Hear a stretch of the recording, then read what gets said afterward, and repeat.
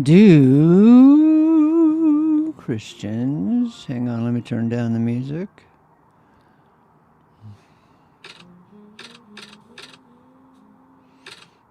Okay, that'll do, I think. Oh yeah, I should put this StreamYard link in. Feel free to come in and hang out, boys and girls, brothers and sisters. I still have some coffee to ingest.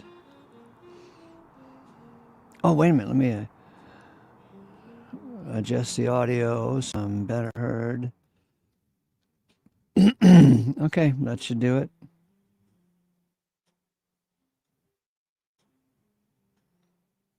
Sound check, sound check, sound check. Welcome, Brother Lawrence. Holy Spirit guided. Love always. Tim Theo. Halcyon.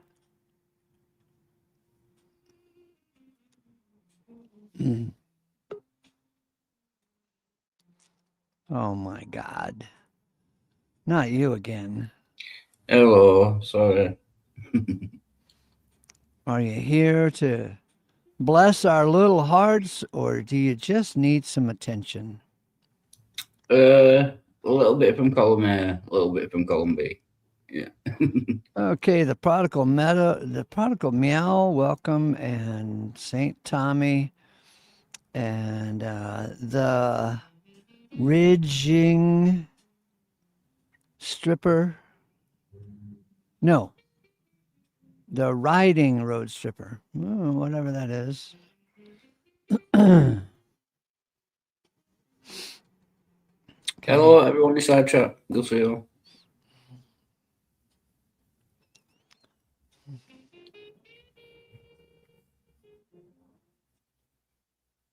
Yeah, so I'm here to bless your little cotton socks. Yes. Yeah. Lord have mercy. I feel blessed already So, just knowing that you're here to be a blessing.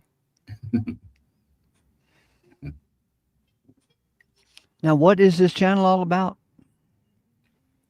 the biblical teachings of Jesus and universalism and yeah, stuff. The difficult teachings. Not difficult teachings, no. The Uh, teachings. Yeah. the teachings of what? The Bible, Jesus, uh, sometimes universalism, if that is your portion. You've been over here for hundreds upon hundreds of hours. What the hell do you think is going on this channel? I thought I nailed it then. Is that not what it's about? All right, let's go over this thing, see if it makes any sense. You read. In the Liverpool accent, I'm sick of that Manchester crap. Oh, you don't want me to do a Liverpool accent. It never turns out well. Do Christians, quotes, who visit the Theological channel need therapy after the visit? What do you Question. think? What do you think? I think some do, yeah. How about Yeah. you? Do you need therapy after I kick your ass out? No, I get over it quite quickly. Yeah.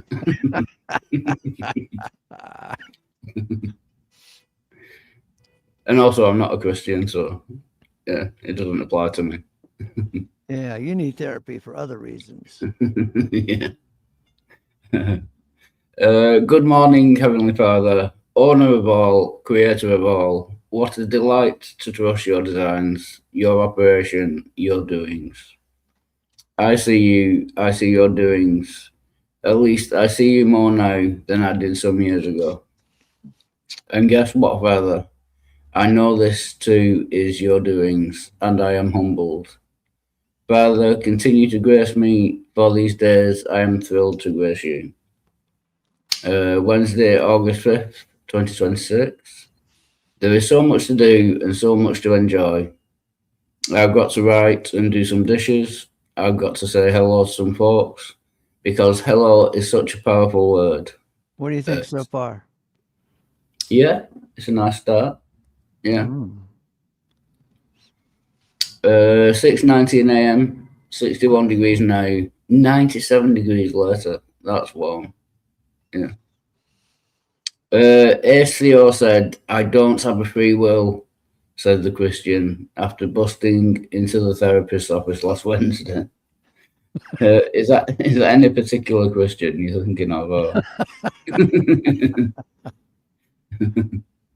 How do you feel about that? Said the therapist after she recovered from the shock of her door swinging open wide and fast. But I do have a free will, replied the Christian. How do you feel about that? Said the therapist, knowing she'd get paid whether or not she helped the Christian come to his senses. Yeah, that's true. I am here, aren't I? That proves I have a free will, right? How do you feel about that? Said the therapist as she sipped her coffee. And as Theo said, hell is not endless. That in fact, one day every knee will bow and God will be all in all. How do you feel about that? Said the therapist. Yeah. I can see a pattern emerging here. Said the therapist, as a bit till it, I think it should be she. Sorry to, yeah. Or he or she, bit till it. Oh yeah, she, bit till it. So hold back the laughter. Well, there must be consequences for our bad decisions, right? Said the exasperated Christian. Else why be good? How do you feel about that? Said the therapist, as she eyed the clock behind the Christian's head. If Ace is right, there will be chaos and madness everywhere. Everyone will be raping, pillaging, and robbing banks every day. Doesn't that bother you? Said the Christian to the therapist. Well, how do you feel about that? Said the therapist, as the hour was almost up. Well, I'm done with this. I'll tell you what, said the Christian as he packed up his things and prepared to leave. Stay tuned next week for more exciting news from the Journal of the Difficulty of Thinking a New Thought.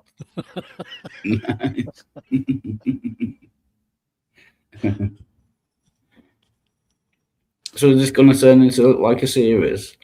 One new one every week? What? Is this going to turn into like a series, like a soap opera? Oh, I don't know.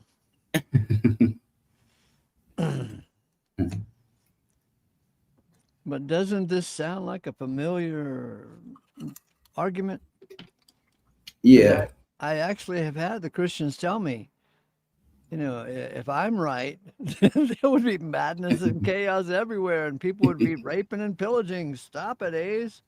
You don't want raping and pillaging going on everywhere, do you, Ace? It would be madness, Ace. If God saved everyone, you got to tell them there are consequences for their actions. I don't believe the Christians that say that though. Like some Christians you can ask and they say, you say like, if you stop believing God existed tomorrow, would you go out and rape and murder and everything? And they'll say, yeah. So I want their asses to stay in church. You know what I mean? Yeah. Keep your religion. Yeah.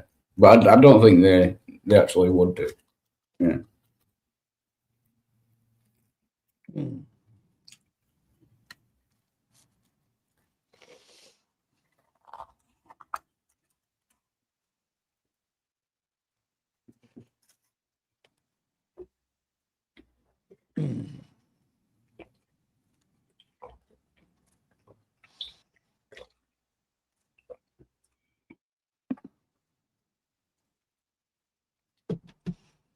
Yeah.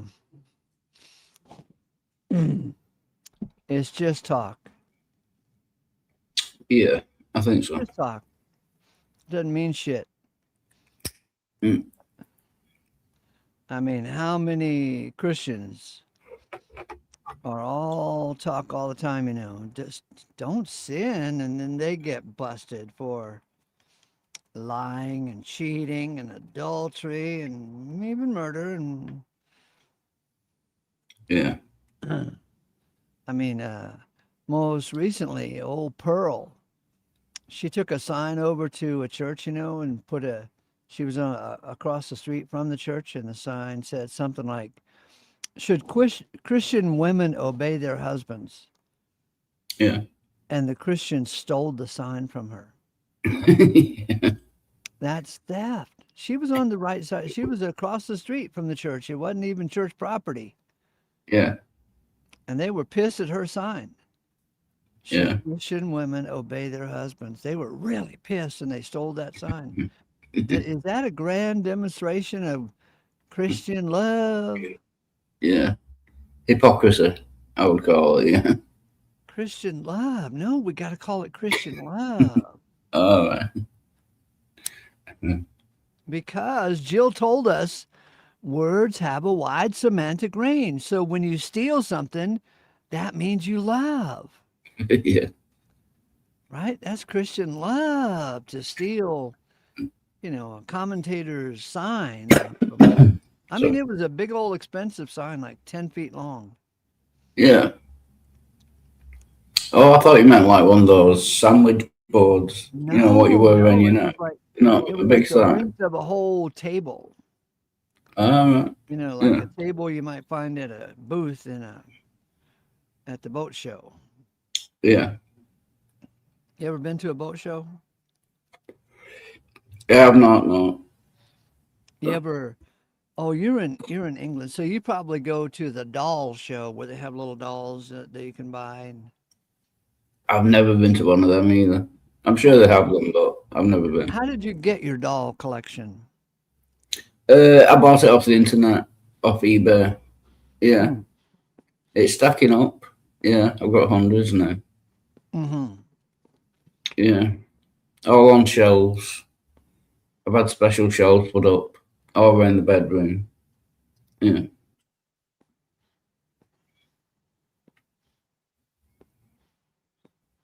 That may not be true, to be fair. To Well, be fair, Jill told us that words have a wide semantic range, so telling a lie could be telling the truth because Jill said yeah, so. that is a very wide semantic range. Hmm.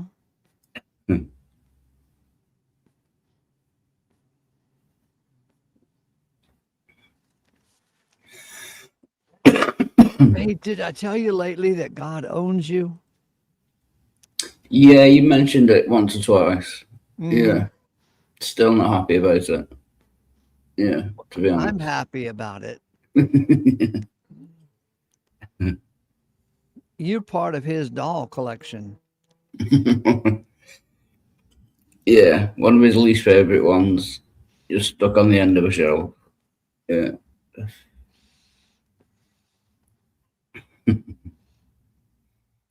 and yeah, Braddock is right. They're action figures. They're not dolls. Yeah, that sounds more manly.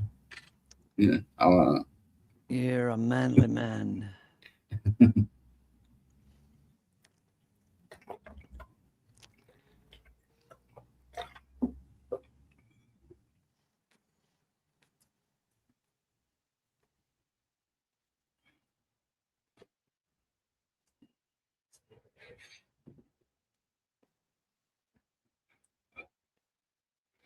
So, what are your plans for today? I Must be thought quite I'd, early. what? It must be quite early over there still.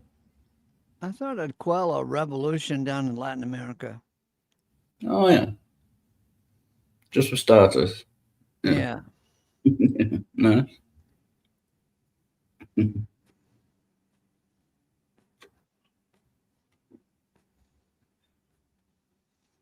How about you? I've already done my work for the day. I've been to the Salvation Army twice. Once for a meeting and once to play. Well, I actually went to play pool, but the pool table was busy, so I ended up playing dominoes instead. Yeah, so my work is done. Yeah.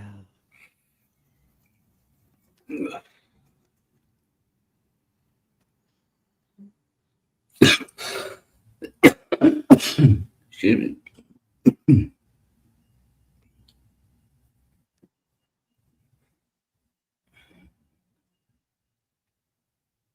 Good to see you, Bill. I like dominoes. Yeah, I mean the game, not the pizza place.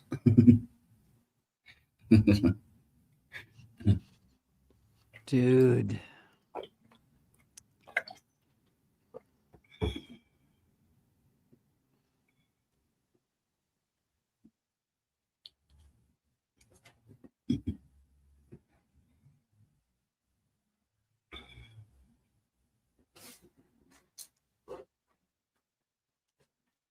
And St. Tommy, good to see you. He wants more grace now. Damn it. Yeah, if you give him more grace, there'll be bank robberies and raping and pillaging and murder everywhere, right? Coming out of North Carolina. Too much grace.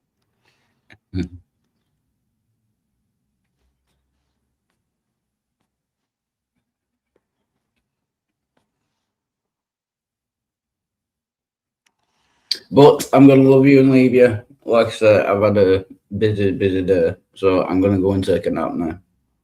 But thanks for having me on. Bye bye. And great to see everyone. Cheers.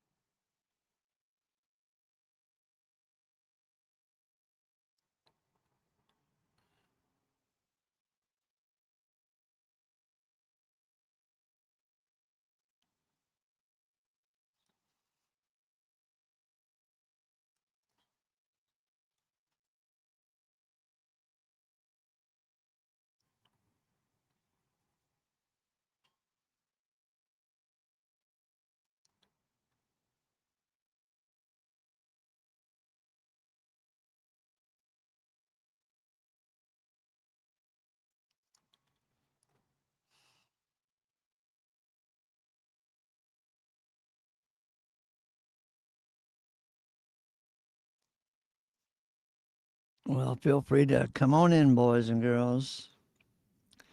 I don't bite.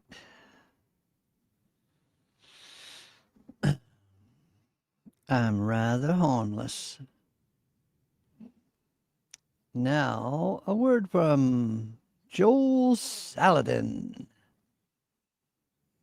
Because most people think, thanks to glyphosate and thanks to Norman Borlaug and thanks to chemicals and all this, oh, we can feed ourselves. When actually North America produced more food 500 years ago than it does today.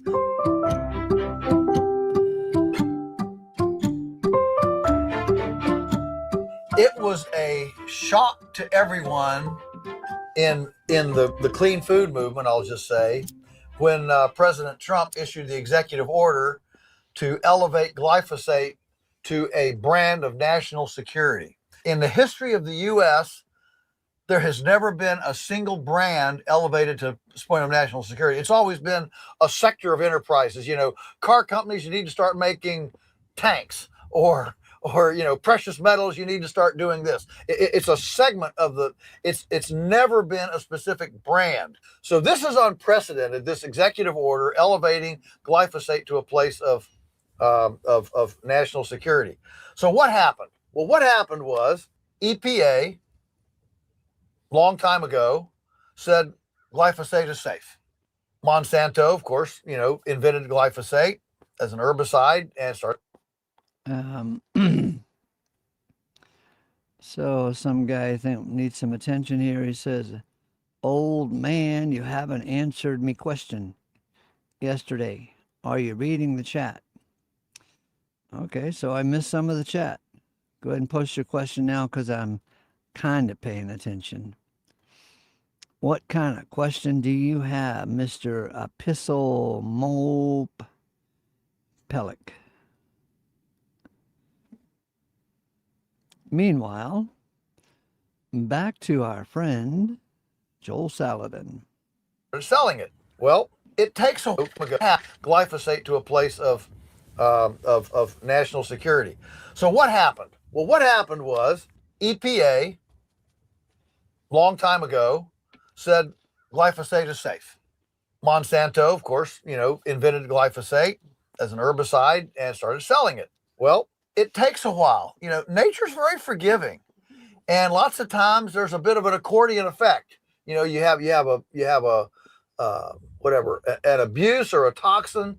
It takes a while for it to show up. I mean, it took 40 years for DDT to show up in eagle eggs and Rachel Carson to write about it, and then it took that long to finally ban it. All right, that's a long slinky. Glyphosate's in the same deal. All right, Monsanto did the research. Their scientists, of course, did all the paperwork for EPA. EPA says, yeah, that looks good. Stamped it. Boom, it's all right. It's safe. It doesn't have any harmful side effects. 20 years down the road, we've got people that have been using it their lifetime, and these people start getting non-Hodgkin's lymphoma. Where'd this come from? They start putting two and two together. They start talking. Hang on a second. Mr. Epistle said, are you saying that we should read Paul's letters and ignore the rest of the Bible? Or read the whole Bible and then only focus and discuss Paul's letters? What's the difference, dude? So here is a little idea you can put in your pipe and smoke it. Paul is our apostle. Peter, James, and John are the apostles of the circumcision, boys.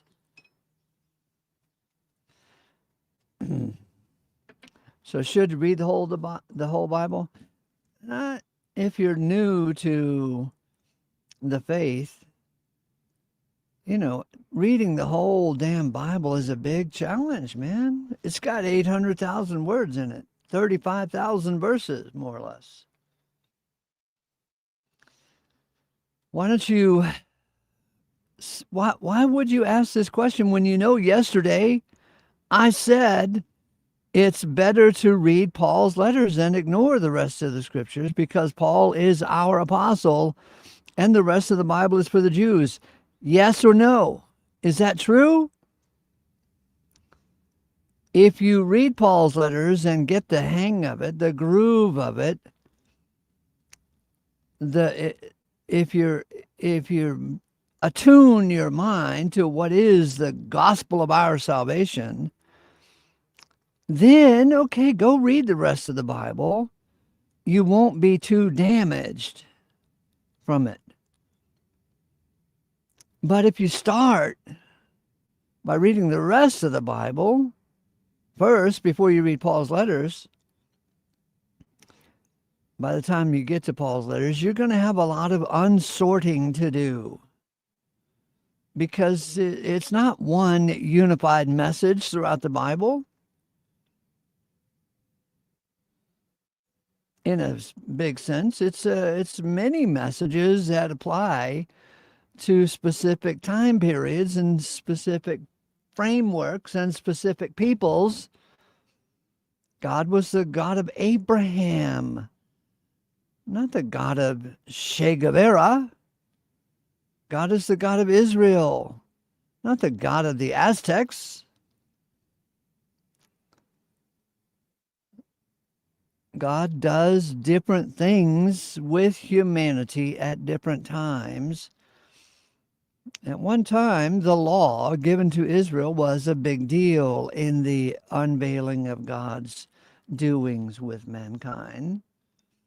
But right now, jackass, God is being gracious with all mankind, Jew and Gentile, gracious. Tell me about that.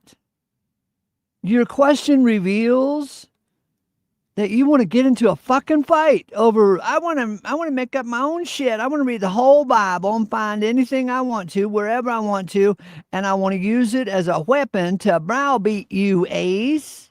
Are you saying that we should read Paul's letters and ignore the rest of the Bible, or read the whole Bible, then only focus on Paul's letters?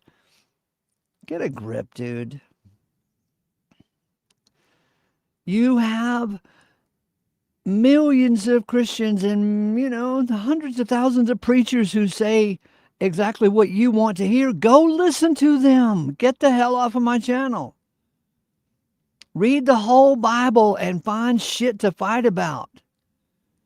Make sure you argue that you are important and your understanding is the correct understanding, or else everybody who doesn't understand things like you understand them are going to hell.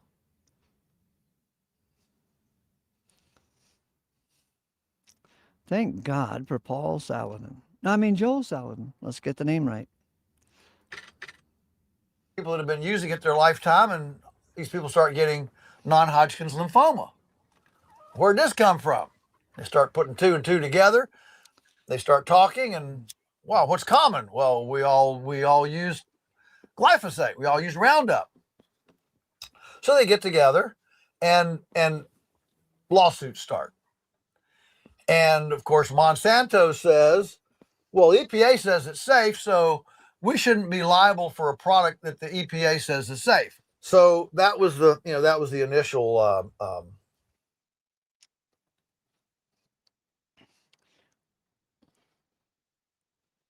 Why are you so mad? I wanted clarification because I have started just recently to read the Bible. All right, do you get it? Read Paul's letters. Start with Romans. He only has 13 letters. And then read them again, and then read them again, and then read them again. Now, Paul's letters were inserted. The longest letter was inserted first. That's Romans. All the way down to the shortest letter is the last one. That's Philemon.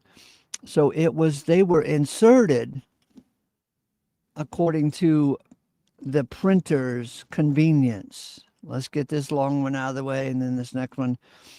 So read them enough, okay? Read Paul's letters enough to where you can figure out which letters he actually wrote first, and then second, and then third, and then fourth. See if you can do that. And then if you can answer that question just from reading Paul's letters, man, you will make a lot of progress in knowing what is the evangel of our salvation and how beautiful and deep the grace of God is at this moment in time.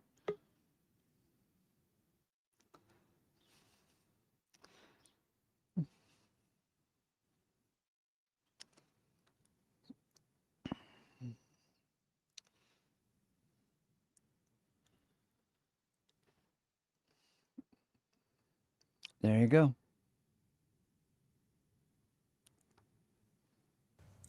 Battle. And then Monsanto began losing. Hang on, let me back it up a bit. Research, their scientists, of course, did all the paperwork for EPA. EPA says, yeah, that looks good. Stamped it, boom, it's all right. It's safe. It doesn't have any harmful side effects. 20 years down the road, we've got people that have been using it their lifetime, and these people start getting non-Hodgkin's lymphoma. Where'd this come from? They start putting two and two together. They start talking, and wow, what's common? Well, we all use glyphosate. We all use Roundup. So they get together, and lawsuits start. And of course, Monsanto says, well, EPA says it's safe, so we shouldn't be liable for a product that the EPA says is safe. So that was the initial battle. And then Monsanto began losing. And there was a direct link, and it was held liable in courts. Huge damage, multi-million-dollar settlements. And then Monsanto was sold to Bayer, the German company, which, by the way, made the gas that was used to gas the Jews in the Holocaust chambers. That was Bayer. So they've got a great reputation. So Bayer buys Monsanto, and with all this potential tort litigation looking at them, we'll beat them. We got, well, they didn't beat them, and they started losing, and they lost, and they lost, and they lost. So they developed a $10 billion war chest to try to settle out of court. And they've settled about 50,000 cases out of court. There's still about 54,000 active cases, enough to basically bankrupt the company that won't settle, that are going to go to court. Now I'm going to kind of, speculate theatrically if I were Bayer. Here's what I think developed, okay? What I've said so far is fact. Now I'm going to, kind of say what I think developed. So I'm a Bayer, board member. Well, what do we deal with this? We thought we'd win in court, and we're not winning in court. We're in trouble. So let's try to indemnify ourselves in the Farm Bill. So they put in language in the Farm Bill back in 2025 to say that if any chemical is deemed safe by the EPA, that the maker has a liability shield against anything that might show that it's a problem in the future. Well, the word got out. They tried to slip it in, the word got out, and it got stripped from the Farm Bill. Oh, shoot. Well, we tried judicial, and it didn't work. We tried legislative, it didn't work. Let's try executive. So they go to Trump. And based on the outfit called Truth in Government, they've uncovered 45 high-level people, including Susie Wiles, who's Trump's, strategist, who've gotten paychecks from Bayer. 45 within Trump's inner, his group. And so they go to Trump, and he's surrounded by all these people that have worked for Bayer that thinks it's wonderful. And so he does an executive order. Bingo! We got the deal. And so they got this executive order signed. Now, meanwhile, these appeals are working through the courts, and this executive order is issued what, 45 days before the Supreme Court hearing, the final appeal on the Supreme Court hearing. It's not a blanket appeal. It's like most things, it's a very narrow legal question. Of course, Monsanto, Bayer, and Trump, all of them say that this executive order had nothing to do with the Supreme Court case. But I just want you to think of what a position it puts the justices in, Supreme Court justices in, to sit there. If they rule against Bayer, the basic ramification is this is a bad product. So think about the political gymnastics at very high levels when you have a president who says this product is necessary for civilizational survival, and this branch of government says this is a deadly bad product. I mean, that's scientific and political schizophrenia at the highest levels. All right. But that's where we are right now. That's exactly where we are now. We don't have a ruling yet from the Supreme Court heard the rulings. Of course, Trump sent a bunch of people down there to, to file amicus briefs and be friendly with it.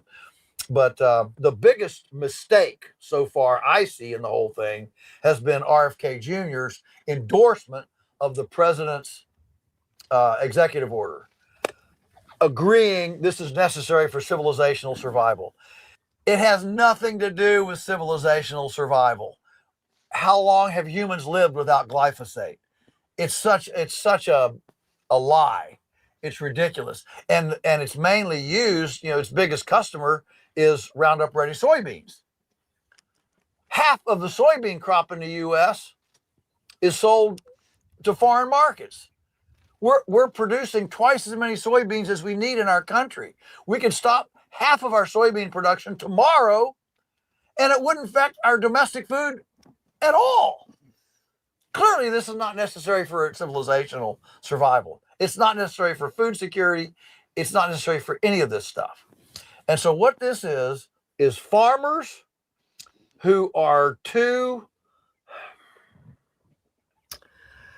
uncreative to imagine a different model, cowed by slick advertisements, free wine and dine dinners and farm conferences to tell them how important this is, how necessary it is, and you can't do anything without it, that then filters up or, percolates up to the farm state senators.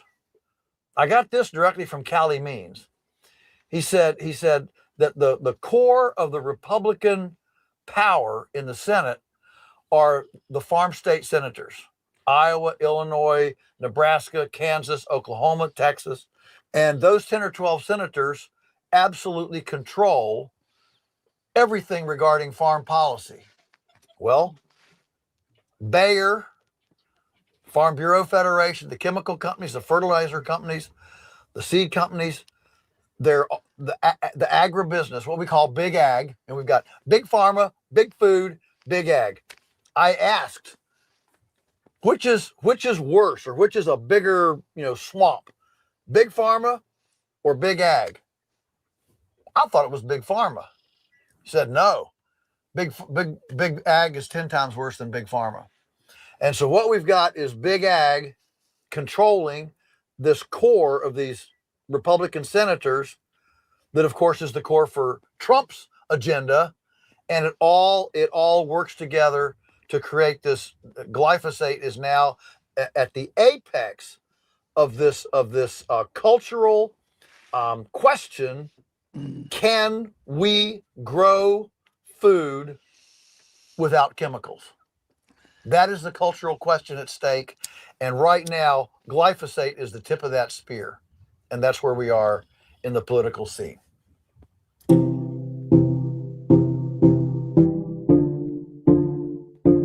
Well, first of all, the U.S. doesn't need but half of the soybeans it produces.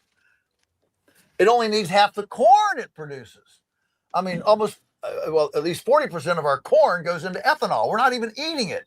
So this notion that this is necessary for food is just, it's a complete spurious argument. How fast could it be withdrawn? I think it could be withdrawn tomorrow pretty drastically. I guess where I am is what we need to withdraw are government subsidies, because the subsidies prop up bad decisions. I was in Iowa, and I was invited there to speak by a financial group that handles like 3,500 farm properties. And they had like 1,200 conventional corn and soybean farmers there. When I found out who was going to be there, I asked the guy who invited me, the guy in charge, said, "Are you sure you want me to come? This is a kind of hostile audience." He said, "Oh, no." He said, we want to make people think." Oh, it's great. Okay. So I go there and I do my thing. And his feedback at the end of the day was a third of the people liked it, a third of the people weren't quite sure, and a third of the people hated it.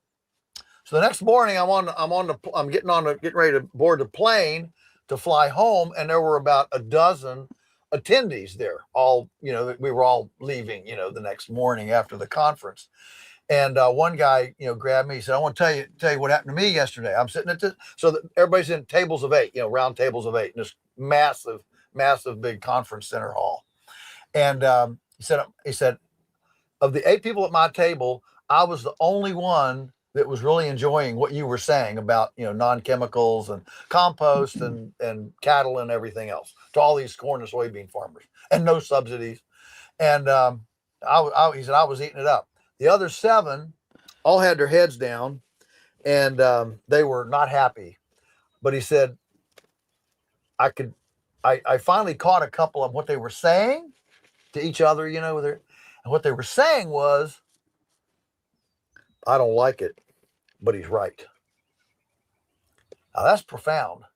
So deep in their bones, they know we can't continue doing this for 500 years.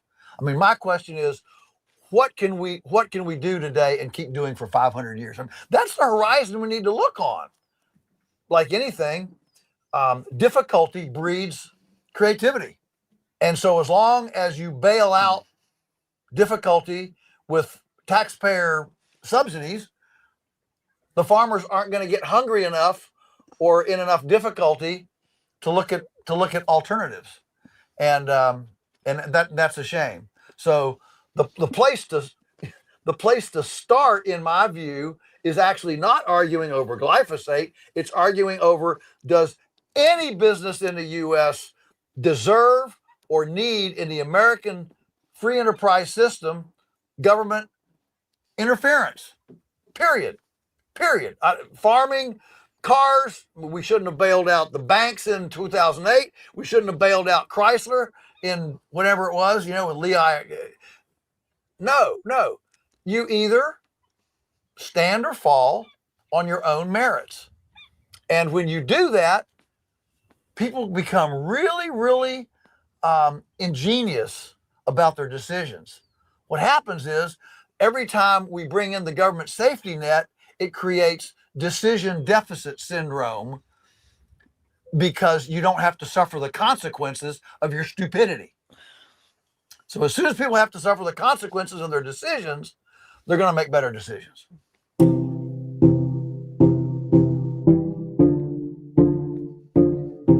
Yeah, so one of the things that's bandied about, even RFK Jr. has mentioned it, is we don't need glyphosate. We can zap weeds with laser beams. Again, we're not asking, do we need to grow crops that need to be weeded? On our farm, we use management intensive grazing to actually move the sward to a better place. This laser technology is, the machines are extremely expensive. The only place they've had any viability whatsoever is in extremely expensive things like mesclun mix, baby greens, things like that. Where a $3 million machine to zap a weed here and there, is workable. The technology's there. Again, it's like all technologies. What possible outcome could it mean to food if we start, zapping things with lasers all over the place? the EMFs given off by the machine that has to run across. Blah, blah, blah. I mean, there are so many things just to just cavalierly say, here's the new technology and there's no downside. Even the best, I mean, in automobiles, the downside is you have a wreck, kill yourself, I mean, every technology has a downside. And to just have this cavalier attitude that, oh, now we got this technology that has no downside, no consequences. It's just hubris. It's just hubris. And so I don't buy it. And we'll see where it goes.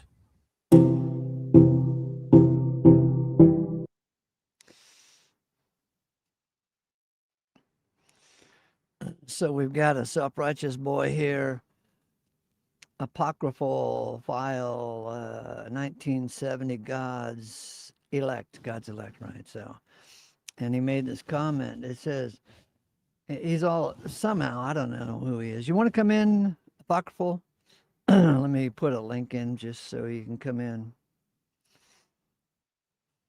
Because you seem to think what you're saying is so god-awful important.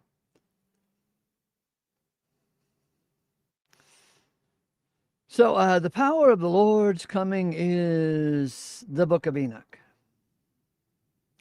The power of the Lord's coming is the book of Enoch, going dead in our eyes to living, the two witnesses, the elect of God, and the removal of the wicked. Now, the last 5 words is what I will comment on this comment. Oh, okay, I'll bring it into the first 1, 2, 3, 4, 5. The first 5 words and the last 5 words. The power of the Lord and the removal of the wicked. Dude. The power of the Lord and the removal of the wicked.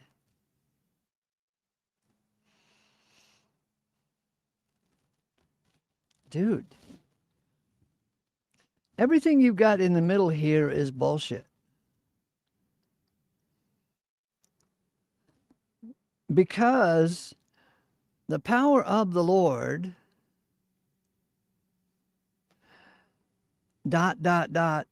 the removal of the wicked shows your lack of imagination and your lack of faith. Christ died for sin. Christ died for sinners. 1 Timothy 1:15 says, Christ Jesus came into the world to save sinners. What the hell are you on about, the removal of the wicked? If we are going to look at any scripture, whether it's Enoch's stuff or not, and we see something about the removal of the wicked, like the goats and those who stand at the great white throne, this removal of the wicked must be a time-sensitive matter, in that Christ Jesus came into the world to save sinners. If he removes them, it must be a temporary expedient, because the real goal in God's grand aeonian purpose is not to remove the wicked, but to save the wicked from themselves and to save them from sin, condemnation, and death. Not to permanently remove them. He created them, dude. We are all the tender work of his hands. Any removal of the wicked, okay, I can go with it as long as you are being careful, like the scriptures are careful, to say that God's judgments are aeonian, not eternal. Eternal is a fabricated word given to us by John Wycliffe, who made the very first Englishman's Bible, and he didn't know what to do with the Latin word aeternam. He didn't know what to do with it, so he invented a new English word that had never been in our vocabulary before, the word eternal.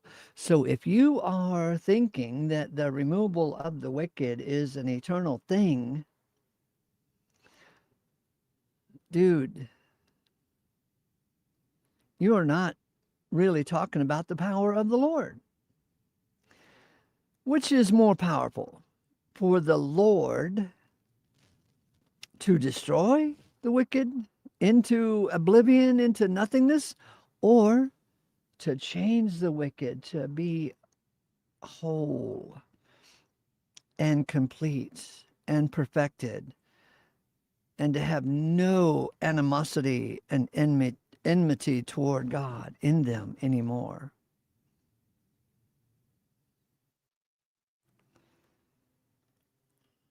Tell us. This is the grand and glorious purpose of God, the aeonian purpose of God, Ephesians 3:11. Tell us about how the wicked cannot stay wicked, that God will, all in good time, change the wicked to be righteous. In fact, he's already begun this. Romans chapter 4, verse 5 says, God is justifying the ungodly. That's what he does. God is justifying the ungodly. And if you got the memo, you know that sin is the wages of death. Well, once you get that memo, then you might keep reading on to discover Romans 4:17, which says God is vivifying the dead and calling what is not as if it were. Dude, cool. So if I would consent to this type of lingo about the removal of the wicked, the grand and glorious removal of the wicked would be to remove the wickedness out of the wicked so that they are righteous. And this is one of the great accomplishments of Christ's work on the cross, is to remove the wickedness out of the wicked. And how does he do that? Well, according to the revelation of Paul, he abolishes death in all of us, all in good time. This mortal shall put on immortality. That would be 1 Corinthians 15:53. This corruptible must put on incorruption. And it's because we are born mortal that we are wicked. Romans 5:12. So your comment here shows that you've got a little bit of stuff to unlearn and a whole lot more to learn, because the power of the Lord is in the resurrection of Christ. Check it out in Paul's letters. Almost every time Paul uses the word power, the power of God, he's talking about the resurrection. And the resurrection is that which changes all of us.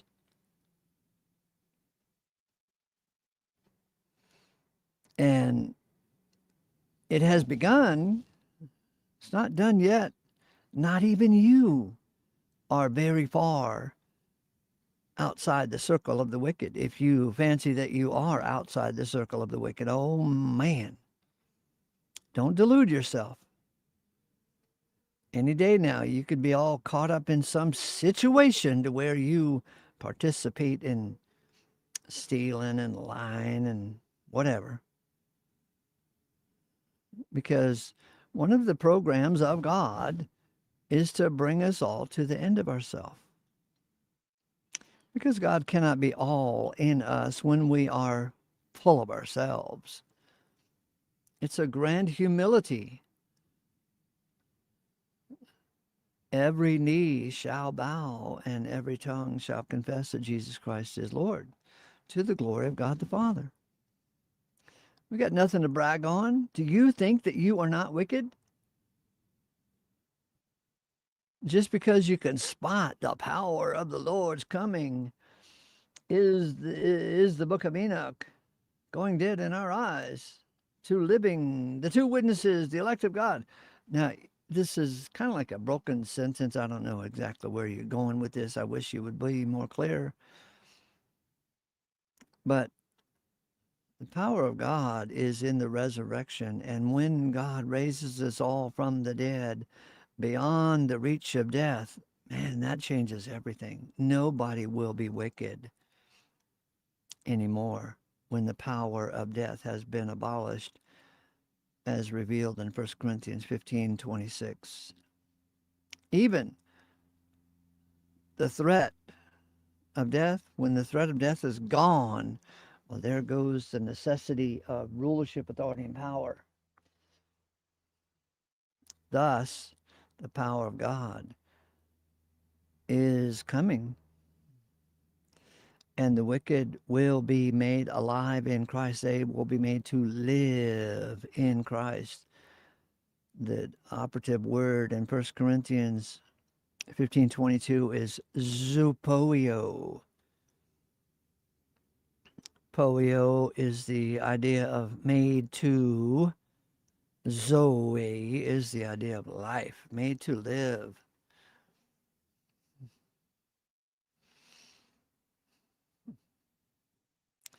Anyway, so glad you're here. Feel free to come in if you want to preach more hell stuff. And we can talk about it.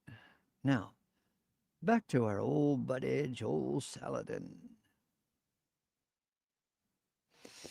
And the question Joel gets is, what was the People versus Poison rally in Washington, D.C.? Okay, so let me click play. Consistent with my unconventionality as a lunatic farmer, I've thought long and hard about what I could add to this momentous discussion today. So the People versus Poison rally was a rally on the Supreme Court steps. Actually, they were on the sidewalk out in front of the Supreme Court. A phalanx of 20 bicycle Capitol Police kept us from being able to actually step onto the steps of the Supreme Court. But there were a couple hundred people there for sure. The thing is, many of them were influencers. I mean, Moms Across America. Zen Honeycutt was there. There were numerous people who have millions of podcast viewers. So the crowd of 200 actually was representative of a lot more people than the actual 200 people there. And to show how odd how this battle is, here was Congressman Thomas Massey, ultra conservative libertarian from Kentucky, and Congressman Cory Booker, ultra liberal Democrat, and they were in agreement on this issue. So the title of the rally was People versus Poison. The theme was the people. We people, I mean, you could have said peasants, in medieval Europe, but here it's people. People don't want to be poisoned. And so, I was one of the 30 speakers there. And most people just railed, of course, against chemicals and poison. What I did was say, I think we're asking the wrong question. Everybody around here is asking a question. How can we stop glyphosate contamination? How can we stop poison from being put on our landscape? Which, it's a valid question. I said, no, the question to ask is, how do we restore the pre-European abundance of our landscape? Because most people think, thanks to glyphosate and thanks to Norman Borlaug and thanks to, chemicals and all this, we can feed ourselves. When actually North America produced more food 500 years ago than it does today. Now, it wasn't all eaten by people. There were 100 million bison. There were 200 million beavers that ate more vegetables. I mean, they're herbivores. They ate more vegetable material than all the people in North America today. There were passenger pigeons that blanked out the sun for 2 days when they flew over, long before Purdue and Tyson and Cargill. And the Lewis and Clark expedition, when they went out from St. Louis to the Pacific coast, they said they encountered a bear every single mile. Imagine a bear every single mile that you see, not the ones you don't see, but you see a bear every single mile. bears eat a lot of stuff. When you add up the abundance of this landscape, the question that I have and the question that drives me on this farm is, how do we restore that resilience and flourishing and vibrancy and abundance of the pre-European landscape? That's the question we ought to be asking. And unfortunately, we're all in this we gotta outlaw the poison, outlaw the chemical and all that. And I'm not opposed to that. But we have a higher question we can ask, in my opinion. And the higher question is to sit down and say, how do we restore North America to 1400? And if we could answer that question, we'd be in business, because we see this degradation all over the world. I mean, Australia. I was in Australia. Guy buying a 100,000 acre place, big 100,000 acres, and he had the original herd book of the first Britisher that bought that property in 1820. And for the first 40 years, that property had 28,000 cows. 28,000 cows. And of course, they had calves. So imagine that's a big operation, okay? Today, 4,000 cows, and they don't have enough to feed them. And that kind of degradation has happened it's happened everywhere in the world. The human footprint, unfortunately, is not generally a healing footprint. It's an abusive footprint, unfortunately. And so I think that's where we need to step back and actually, if we're honest with ourselves, honest with our womb here, we need to ask, how do we bring you back? What are the principles we bring you back? And they would be so far beyond glyphosate. It would be about water. It would be about soil. It would be about worms. It would be about multi-speciation. It would be about pollinators. It would be about all these other things that glyphosate is one little thing. But it doesn't take you very long. I've been to Washington numerous times. It doesn't take you long down there to realize nobody deals with real issues. They don't have time to deal with real issues. All they have time for is to just kick around the edges and fight over. I mean, nobody ever asks, do we need the bucket of money? All they ask is, which bucket should it go in? The Republicans think the money should go in this bucket. The Democrats think it should go in this bucket. Everybody's fighting over which bucket it should go in. I want to ask, well, why do we need a bucket? But nobody asks that because it's too deep. It's too systemic to ask that question. It's a lot easier to just fight over, which bucket gets the money. Let's use our God-given mechanical and mental ingenuity to restore, regenerate, and redeem. Thank you very much.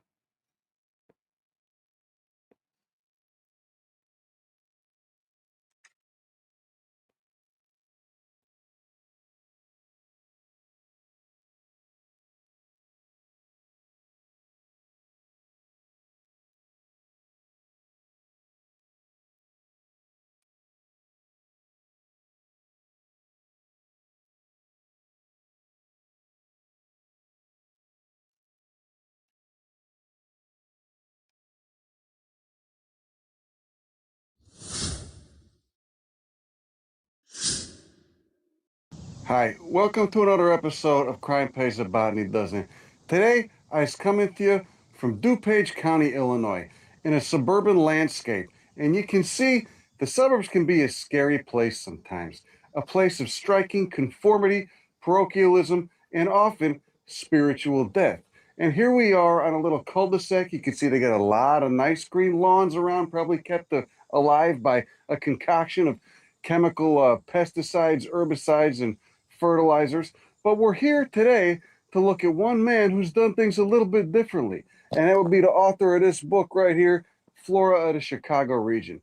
This is Jerry Wilhelm's house. And this is a man who actually lights fire to his prairie garden, his native prairie garden, every year. He's been doing this for I believe upwards of 15 or 20 years. He has gotten the fire department called on him multiple times, but you know, he burns in the right season when it's cool after the first frost, once it gets a little more humid, and the fire department's okay with him now. And he's doing something that people have done, human beings have done in this landscape for literally thousands of years. Fire is really important to much of the eastern half of North America. If you look at a satellite map of the continent, you'll see that the eastern United States is very green. Very high rainfall too, 30 to 60 inches a year, all the way on the eastern seaboard, and especially in parts of the southeast, which get some of the most rainfall anywhere in the United States besides the Pacific Northwest. Because of this, you get plant material, biomass, building up faster than it can decompose. And because of that, you got to get rid of it somehow. Making way for new stuff to come up in the spring and for those herbaceous perennials to send up new shoots. It also helps keep the tick populations down. And though there are many factors contributing to the tick population and the explosion of ticks and the fact that everyone's got alpha-gal and Lyme disease in the Northeast now, I think the suppression of fire the last 200 years has a lot to do with it. But these are all diatribes, different paths we can go down when talking about fire. The main thing we wanted to focus on was how this man does it, how he does it in the suburbs, even though he's living amongst the square community, and how he gets people to be okay with it. And, you know, how other people can maybe do the same thing and what they can do if they can't do the same thing, if they can't burn. So obviously this is not something you're going to want to do if you're living out west where it's very dry, but in the eastern U.S. where you get a lot of rain and it's a lot safer to burn, it's a different story. So let's get into it. Here we go. Hello, sir. So this is I consider you a friend at this point. To me, your yard looks amazing. Of course, I'm sure the people who aren't used to the habitat, they think it's weedy, but it's not. I like that you got, you know, some hostas and daylilies, you know, kind of throwing a bone to the square community, letting them know this is all right, and you know, keep a little bit of lawn out front. Yeah. But I mean, this is all prairie plants. Tell us what you've been doing here. Oh, well, I think you were here in 2023, but we were here since '84 and started already building a yard that wasn't completely lawn. There's a whole lot of reasons for that. A lot of it has to do with water and how keeping water on the property. And then, of course, if you're going to have any significant number of flowers, you have to have fire. So we burn it every year and have been since, oh gosh, the late 80s anyway. You've been burning this yard every what, in the fall primarily, right? Well, whenever I get to it, fall and spring, but it's best in fall. Mm-hmm. So you've been burning this for upwards of almost 40 years. Yeah. That's so okay. Well, let's check out your yard and then let's talk about the fire ecology. So we'll mention, of course, you and Laura Rica wrote this Flora of the Chicago region, this massive tome.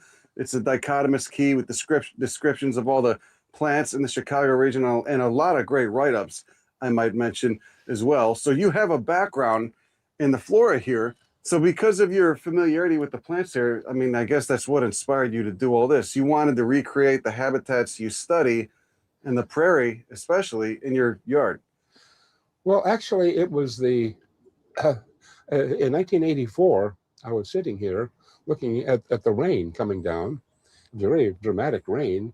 And at that time, there was a fellow on Channel 7 News named, what was his name? Oh, anyway, what was his name? Anyway, he was just saying that we were 4 inches down for the season and we just picked up 3 in that big, beautiful rain. But I noticed that all that rain, really, we didn't get it. It landed on the pavement, landed on the lawns that were heavily mowed. And so almost all that rainwater was turned to filth and sent to New Orleans. Mm-hmm. And then we really hadn't picked up any at all. Then I started thinking, how can I keep the rain in my yard and can't have it leave not at all or leave clean? And I knew the only way to do that was that the Aboriginal prairies of this region had no runoff prior to settlement. So because of the way they built organic matter in the soil, so I decided to put the prairie plants and the plants with those kinds of root systems into my yard in hopes of keeping a lot of that rainwater on my yard. And of course, the added advantage is you get lots of different flowers, different seasons, that sort of thing. And so, plus, it's just fun to watch it. And over the season, over the years, I've seen many plants come and go, Some I planted, some I didn't. Some my son planted.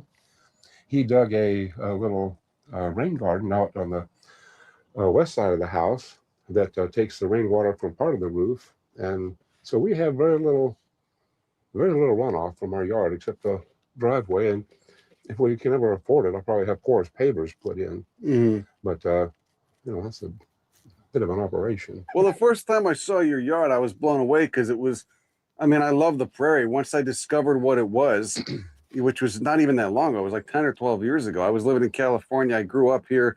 I came back to Chicago after having the concept of what a native plant was. And I, realizing they were built by the region, right? They were selectively, via natural selection, selectively bred by the region, then wondering, okay, well, I wonder what the native plants of Chicago were. And I saw what the prairie was. And I fell in love with it. And then I realized you had the prairie in your yard. And you had all the diversity of the prairie in the yard, the singing insects and the diversity of plants and the wonderful smells and all the birds hanging out, whereas most of, no offense to the suburbs, but most of the suburbs are a dead zone. Yeah, that's right. So, and they're cut off from life itself, from what the surrounding life of the region is. So I saw this and it blew me away. And then when I found out you set fire to it, every year, I said, this guy's the real deal. So, we got to get into it. Well, fire was an important. You have to remember that the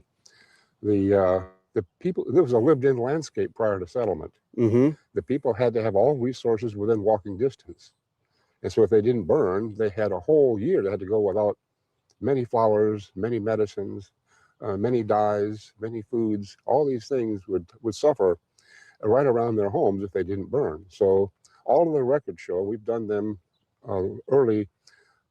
Records of landscape from Iowa, Illinois, Missouri, and virtually 100% of all the records say that the Indians burned annually in autumn on an annual basis. Mm-hmm. And so that was the pattern. They would not have, it would have made no sense for them not to burn. Yeah, stuff just stacks up. I mean, you see what happens if you don't burn. I mean, stuff stacks up. And then for me, because this is number one for me, the ticks. I mean, I talk to people in the Southeast who do fire ecology there. I say, have you ever gotten a tick in a landscape that burned, the past year or a few years before? And they said no. Yeah, I was just down in Hopkins Park yesterday, beautiful black oak savanna that they burned, and I had no ticks. Yeah, and then you go in the forest preserves here and they're just ridden with ticks. Yeah. I mean, you literally step 5 feet off the trail to piss, you get covered in 2 or 3 ticks. Yeah.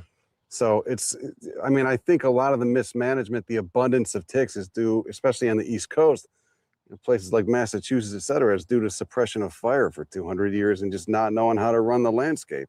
They started suppressing the year on the East Coast shortly after settlement. I had a relative in 1650 in Medfield, Massachusetts, who was elected one of 3 people to go out and, quote, burn the brush after the manner of the savage to make a better cow walk. Because with 30 years of disobeying the wisdom of the native people, the woods had grown up and shaded out all the hay for their cattle. So they had to start burning in order to get that done. It was just the way of eastern Massachusetts. That's crazy. And that's not people don't realize how fire dependent a lot of those plants are too. Yeah.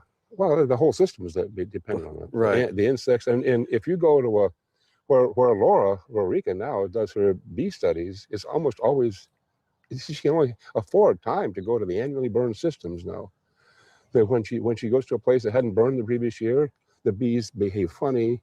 The whole system crashes. Right. So fire suppression has really thrown a wrench in ecosystems of especially Eastern North America, Midwest and Eastern North America. Probably more regions than that. Oh yeah. If I knew more about it. Yeah. Right. Okay. Well, let's get into it here. Yeah. So so you keep a little bit of lawn just for the front of the house, but I mean everything, like every patch. You got native milkweeds here. I saw you had the Michigan lilies going off over there. That's really nice to see. Native lily species. You said you didn't get those last year? Oh, they've been there for 30 years. I can't remember when they bloomed last. So we're just lucky this year they came up. But there's always been a dozen of them down under there. This is our native lily. This is one of, I think, 2 species, right? We get Lilium michiganense and Lilium philadelphicum here. Both are pretty pretty fantastic. Yeah. But this, I mean, you said these have been here for 30 years. Yeah, you but, see down there, there's one that's not going to bloom. Uh-huh. There's dozens of them down in there. so they've got a bulb down there in the Yeah. ground, and they just obviously they don't bloom every year. So Yeah. they're working up carbohydrates via photosynthesis, storing them in the bulb, and then what determines when they bloom? Do you know? I don't know. Whenever they get enough. Whenever they feel like it. We've had a wet spring, but we've had wet springs before. It's obviously synchronized too, which is kind of cool. Synchronized. Oh, what happens in the prairie? Not so much my prairie because it's kind of chaotic. It's just still sort of like an early mid-teenage prairie that is very undisciplined and very into itself. It doesn't, but in a real prairie, the flowers always from the very spring, the flowers dance just above the grasses and just above the rest of it. It's just beautiful. Mm-hmm. And so it's the nature of the flowers just to dance, always dance just above the grasses. So the later in the year you see the prairie dock, the grasses will be up. It's just the way it is. Mm-hmm. And then the insects, of course, where this garden here, Laura has done lots of research on restorations and gardens. They were, of our 500 native bees, I think at the most she's ever found altogether compiled in a restoration is under 100. Mm-hmm. So more than 80% of our bees are confined to remnants. And a garden, I think she measured once 16 different species of bees, all weedy ones, in the best prairie gardens she could find. And a lot of those are probably oligolectic bees, specificist Not bees. all oligolects. There's more to a life's bee. If you look at our book under lead plant, Uh-huh. we have well over 100 insects listed for that plant. Uh-huh. But only in remnants. You could plant a lead plant in your garden, you get the same old 15 bees. So what do you think it is when they get wiped away? It's just they don't come back as easily.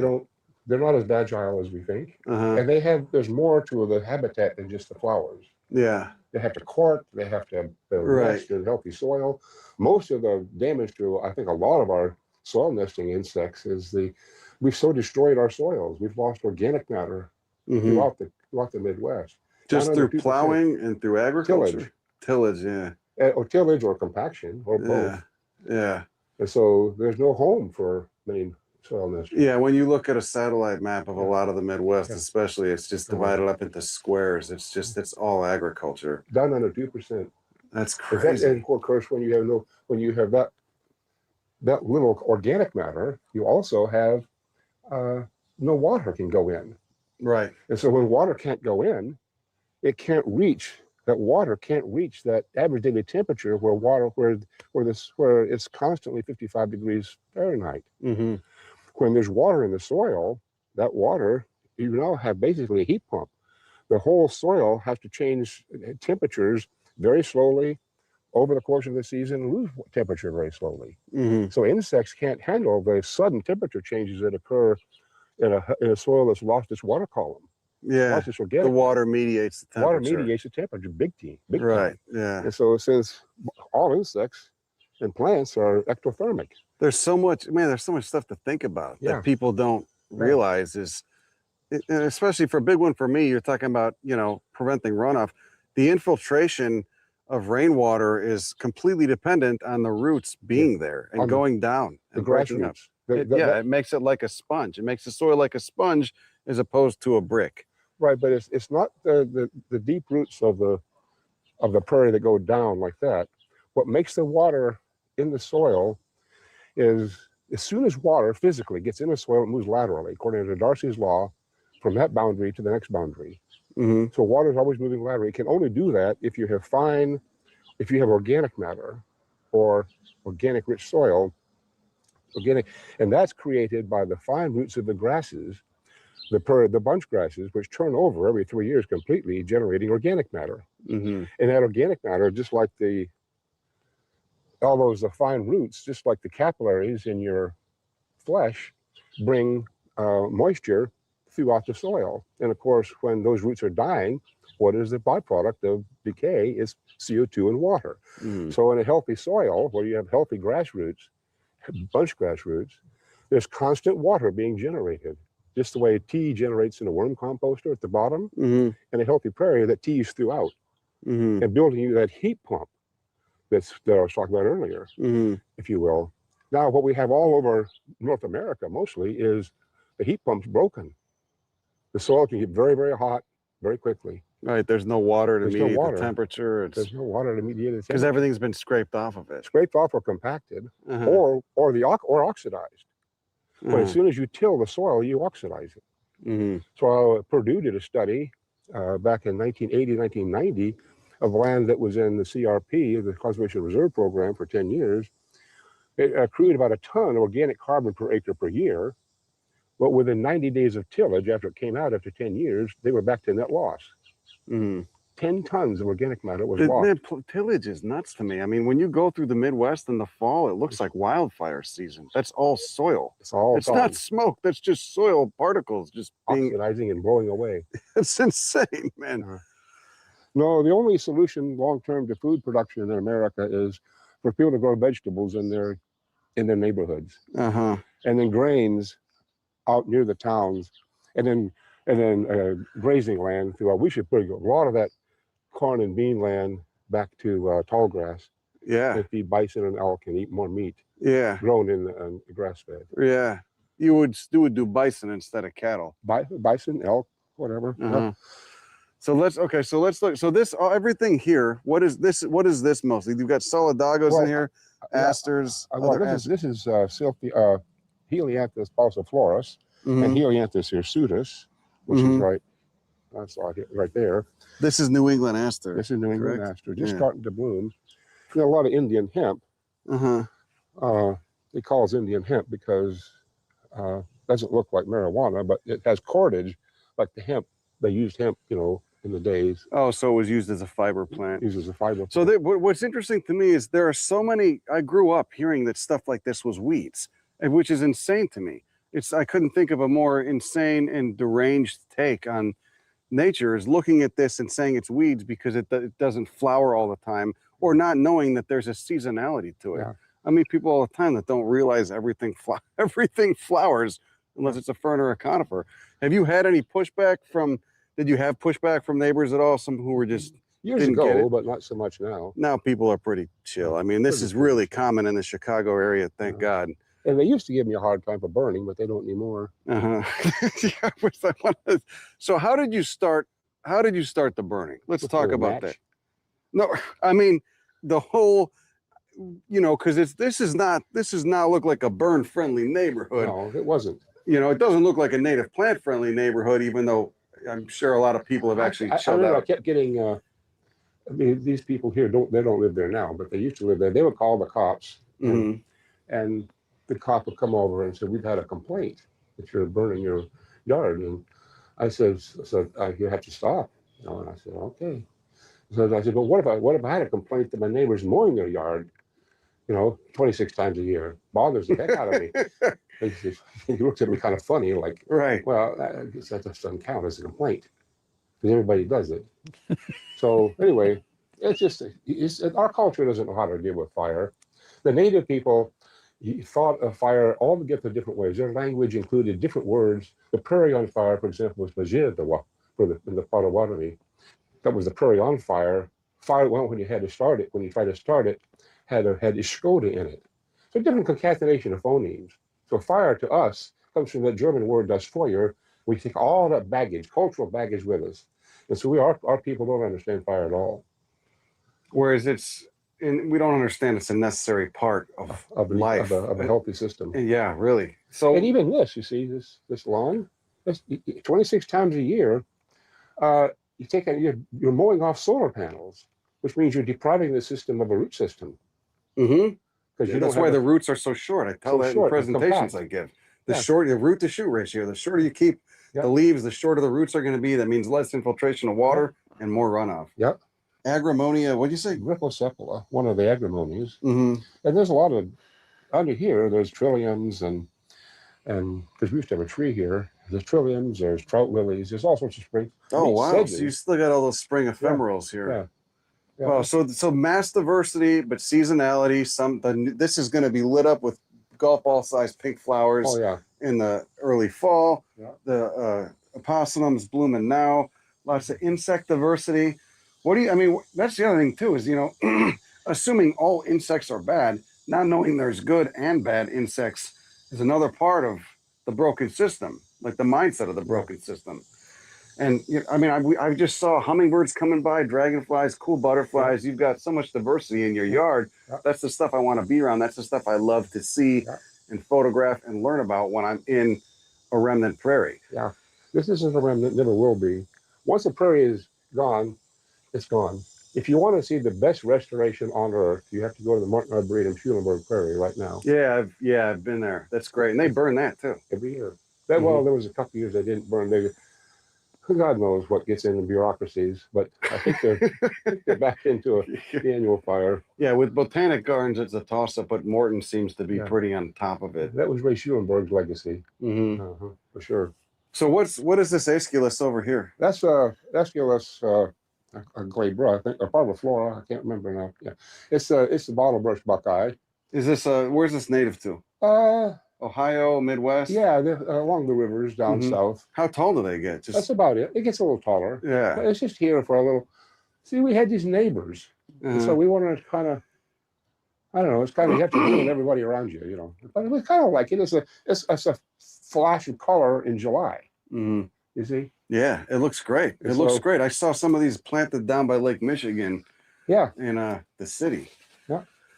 What is this? Is this Heliopsis? No, that's Helianthus. That's Helianthus. This particular one is Helianthus hirsutus. It resembles Helianthus strumosus, which is common in the woods, but the petioles are short and the stems are roughish. Strumosus you'll find in the woods. I might even have some here, but that's Helianthus strumosus. And so you've never obviously had tick problems here whatsoever. I don't get a tick from time to time, but you know they're on birds. They come in around. Yeah. With birds, you're going to get some ticks too. But burning, I mean, the burning keeps them down. When's the last time you had a tick here? Yeah, I don't know. It's not going to get many ticks here. Yeah. The burning, a lot of the ticks aren't even native. So I've been botanizing now for 50 years, and I don't worry about ticks. If I get them, I just take them off at night. But for some people, that's a deal breaker.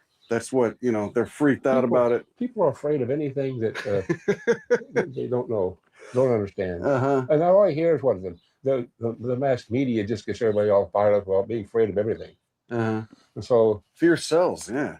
Fear, yeah. Now down in here, there's Carex, that's Carex vulpinoidea. Believe it or not, there's Carex stricta in here and Carex buxbaumii. This is the little place that David, my son, dug out to receive rainwater from the roof. Oh, yeah. It does a pretty good job because it's very absorbent too. By now, it's very absorbent. You got it because the roots have broken up that soil. Starting to get down in there. This is more, this is actually Helianthus grossus serratus. This is one of my favorites. This is grossus serratus. And these get big. Yeah, they'll get twice this size. So we have 3 Helianthus in a row right there. Hirsutus, Pauciflorus, and grossus serratus. Coreopsis tripterus, another favorite. Coreopsis tripterus. Here's that agrimony again. Yeah, agrimony. Joe Pye weed. Silphium perfoliatum. The cup plant. Here's Silphium integrifolium, the rosin weed. Yeah, God, I love the silphium. There's Silphium terebinthinaceum, the prairie dock. 3 Silphium. I think we might have some Laciniatum somewhere. This is one of my favorite gardens. That's a podophyllum. Oh, yeah. A lot of spring things here. Because these are early. Yeah, they're finishing up right now. Finishing up. So when you start fires, how will you go about it? What month will you start? As soon as I can. The best time to burn any prairie is in the fall, but every year, because if you get down in your tummy, this burned last fall, okay? If you get down in your tummy, just try to be in the world of the ground, you'll see that when it burns this fall, all of the fine fuel will be up above the ground. If you wait a year, that fuel packs down, right, and you can cook when you burn. Yeah. Okay. So you want it to still be fluffy. You want the fuel up in the air. So I've seen 30-foot flames go over a frost on frozen ground and not melt. The heat goes up. Right. So you don't want it going down. Right.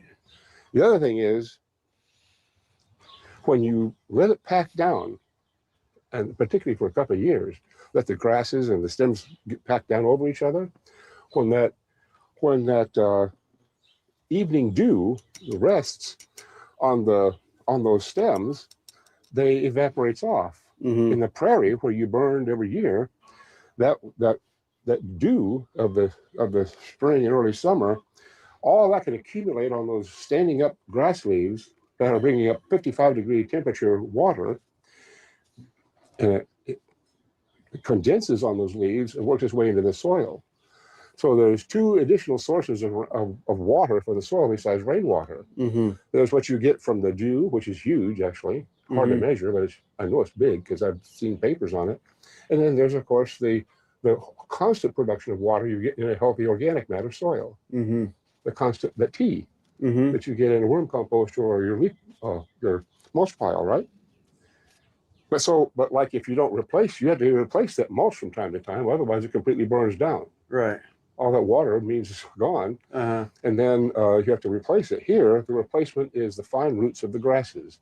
So those pictures you see of the deep roots showing going down and as if water is going to go down the root, that's not the way it works. Mm-hmm. It flows laterally below the ground. Mm-hmm. In the pore spaces created by the roots breaking. Well, there's a mass flow because it's organic, but the whole thing's wet. Mm-hmm. So we are doing an infiltration study up in Somers, Wisconsin, right now, and we're putting double ring infiltrometers in the soil all over this farm and in places. It takes forever the water to go down. There's a remnant prairie there, very high quality remnant prairie. We couldn't even get the water to stand still long enough to start taking an initial reading. It all went down 500 gallons. This goes down. So once the soil is wet, water goes everywhere. Mm-hmm. When it's dry, it can't go anywhere. Right, because it has to expand its distribution. Water pours a boundary. So, for example, if you put a wet sponge on top of a dry sponge, the dry sponge won't get wet until you saturate that wet sponge. Right. Yeah. And so that's where the soil is. When it's already wet, it moves. Mm-hmm. So That's why when it dries out, it's so hard to get that rainwater back in the ground. Uh-huh. Man, you put a lot of focus into the movement of water through soil, which is something that a lot of people don't think about very much. If in your body your water gets a little out of balance, you will have a hard time thermoregulating. Right now, the whole Earth has a hard time thermoregulating because we've so wrecked the interface between heaven and earth, which is the soil. The Earth can't thermoregulate anymore. Think about it. Yeah. Water is the key to everything. We broke the system. We broke the heat pump. Now this is an unusual tree. This is a hicon. It's a rare hybrid between the pecan and the bitternut hickory. Oh, really? And I thought, Tom Green, the arboretum, the only place it goes wild is on an island near Muscatine, Iowa. We collected seed from there and grew them. And That's cool. Them. Yeah. Are that seeds good? Do you eat them? They're just only now starting to produce some. Uh-huh. Oh, wow. How old is the tree? 20? That's probably 30 years old. Wow. So almost the same age as that bur oak. Uh-huh. There's a little bit of purple. Everybody's got purple prairie clover. God, this looks great, though, man. Purple prairie. What do you call it? Echinacea purpurea. Uh-huh. And then there's the always lovely, the Veronica Virginia. Yeah, I love that one. Which is a spring flowering thing. God, I love summer that. flowering thing. Stuff, it's like bee crack. Yeah. Well, we were taking a leak on a fence. I see he's got erythema. He's got that aroid. That's nice. You got savanna, he's got the prairies, he's got everything. Always a favorite, campanule aspen. Now, Laura, in the back of our book, has and in the text of our book, a lot of detail on the extremely interesting pollination of that plant. You should read about that in the back of our book. It's is it secondary pollen presentation? I know the anthers mature first, and then you get this. I tell you, Joey, every flower is its own drama. Yeah, man, you ain't kidding. I'll tell you something else, what Laura's found with the bees, the native bees and the annually burned system. When you have all those flowers, you get several cohorts per season if it burns. And so when the bees come up, and she looks at wing wear, so she's aware of how hard they're working. The bees just go right where to go. They don't have to work at it. They just go right up. It's like this great symphony. There's nothing random going on. It looks random to somebody who doesn't know insects, but she knows them. So she sees the symphony. She's like reading a note of music, how beautiful it is. And then when you don't burn, it comes up the next year, there's not as many flowers. So if poor bees come out, the grocery stores are closed. Uh-huh. So they're wearing their wings out trying to find some. So the burning doesn't just help keep tick populations down and help distribute the biomass, get it back into the soil. It also helps keep the insect life alive. Keep everything alive. Mm-hmm. The whole system crashes without fire. It goes into what happens when you take fire out. It goes into entropy. It starts coming apart. The longer you leave it without fire, the deeper it goes into entropy, and sometimes to the point where it's irreparable. So fire isn't an option. Fire is a necessity. It's a necessity. Just like you have to breathe. So the prairie breathes once a year that fire. What if you were to stop breathing, stack your breathing by half or by 3 times, you're going to run into trouble. That's pretty wonderful. It's a pretty wonderful analogy. All things in nature have a pattern of life, and they have to follow it. If that pattern breaks, if you get poor rainfall or poor water or excessive this or excessive that, it goes into entropy. By that I mean it starts coming apart. This is the way. Look at here, gorgeous full bloom on the Verbena orticifolia. I've never even seen this. Gorgeous full bloom. That's the full and glorious bloom on that little plant. Nobody plants it in their garden on purpose because it's not oh my. No one's going to come by and say oh my. Right. The horticultural atrocity mindset. Yeah. Yeah. But an incredibly important piece of a living machine. Part of the living system. Yeah. You see how the flowers just dance above the rest of the prairie? There's a Veronicastrum. Oh yeah. Is that a fat bumblebee in it? Well, maybe it's a honeybee. By the way, people say the honeybee's in trouble. Well, it is because there are no flower fields anymore. After World War II, we had plenty of meadows and flowery fields. They've been declining steadily with development and the attention in our neurosis with mowing. So the bees have nowhere to go. Even a honeybee can fly a long way. That's a long way to find a flower. That's what drives me nuts, is that the neurotic mowing areas that don't need to be mowing areas that could be this. I'm sure there are people here who think I'm just an indolent fool who just is trying to get out of mowing, but that's not it at all. They don't. Yeah, they don't understand the diversity. I mean, we've just seen 30 to 40 plant species in this. Oh, what's going on here? This is interesting. Where? Right here, yeah. These. Oh, that's just aphids. That's a classic aphid in the composite family. Wow. Yeah. So that aphid specializes on Asteraceae. Yep. Yep. It'll never have the insects that a remnant does. Not even close. The insects require a whole lot more things. But so, if we don't save the remnants, the home of all our remnant biodiversity, whether it's anything. See, if you expect, what was it? Who's the guy going on telling everybody if you plant nature in your yard, it'll come back, or whatever that is? If you plant, that's as silly as saying, if I plant a white prairie clover in my yard, somehow a purple one's going to come up next to it all by itself. It's assuming that the insects are just going to come there. It doesn't happen.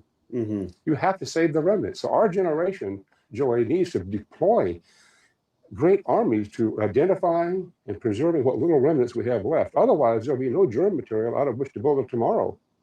They'll all be gone. It's insane what development is still occurring. I've watched so many remnant prairies get destroyed in Texas in the last 5 years. The arrogance is all over. Mind-numbing. They just killed our state politicians. Just killed a beautiful one up in Rockford.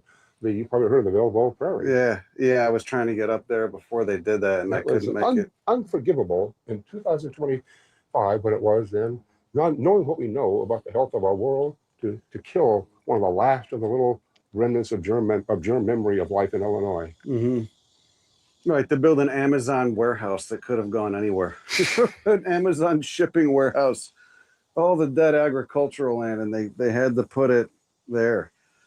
You got it, People brother. need to be tarred and feathered, whoever went through that. Look at the Our Joe. people just do not understand.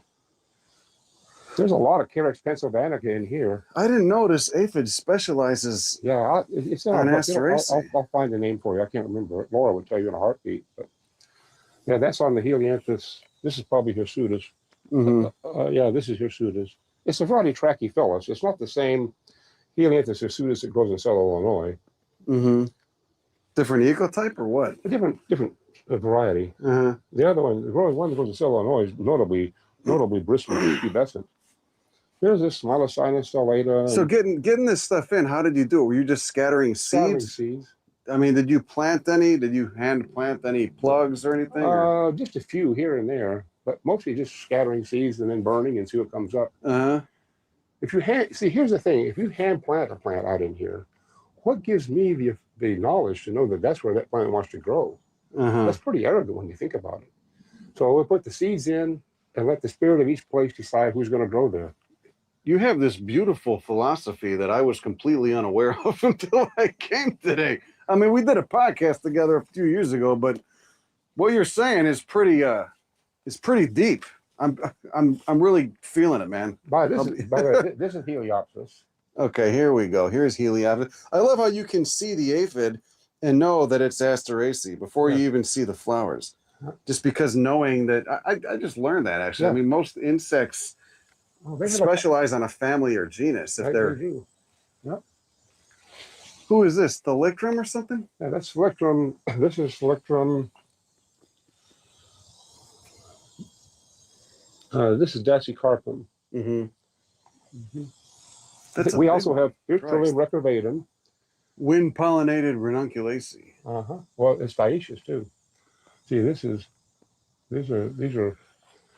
are pistils. Mm-hmm. And I don't know if those are pistils. So this is a pistillate plants, but we have. I'm pretty sure we have staminate plants around as well. A lot of golden Alexander. See, under here of these trees, there's a lot of wooden wildflowers. What's golden Alexander? This apiaceous thing? Yeah. This is Zizia aurea. Mm-hmm. Anemone virginiana. Oh wow, God, you got everything here, man. So really, just scattering seeds. Yeah, just scattering seeds. Fire management and scattering seeds. Uh-huh. And then all it takes is you got to get a couple established, and then it becomes self-seed. If it suits them. Right, yeah. Sometimes it may not. You got any dahlias in here? Dahlia purpurea? I don't have any of that yet. We may have scattered the seed. Here's Thalictrum dioicum. Uh-huh. And here's... this is... Wow, that's pretty interesting. That's Vernonia fasciculata. I may have scattered those seeds decades ago. They're just first I've ever seen. Really? This is Vernonia fasciculata? Yeah. This is a wild ginger. Oh, it's really gone. There's not a lot of competition, so things they kind of go ape for a while, then they calm down. Something else comes in. I could if I were more assiduous, I'd scatter more seeds. But I've got things to do. Well, you've been doing this 40 years. Yeah, I'm working on a lichens of this region, so it's taking up all my time.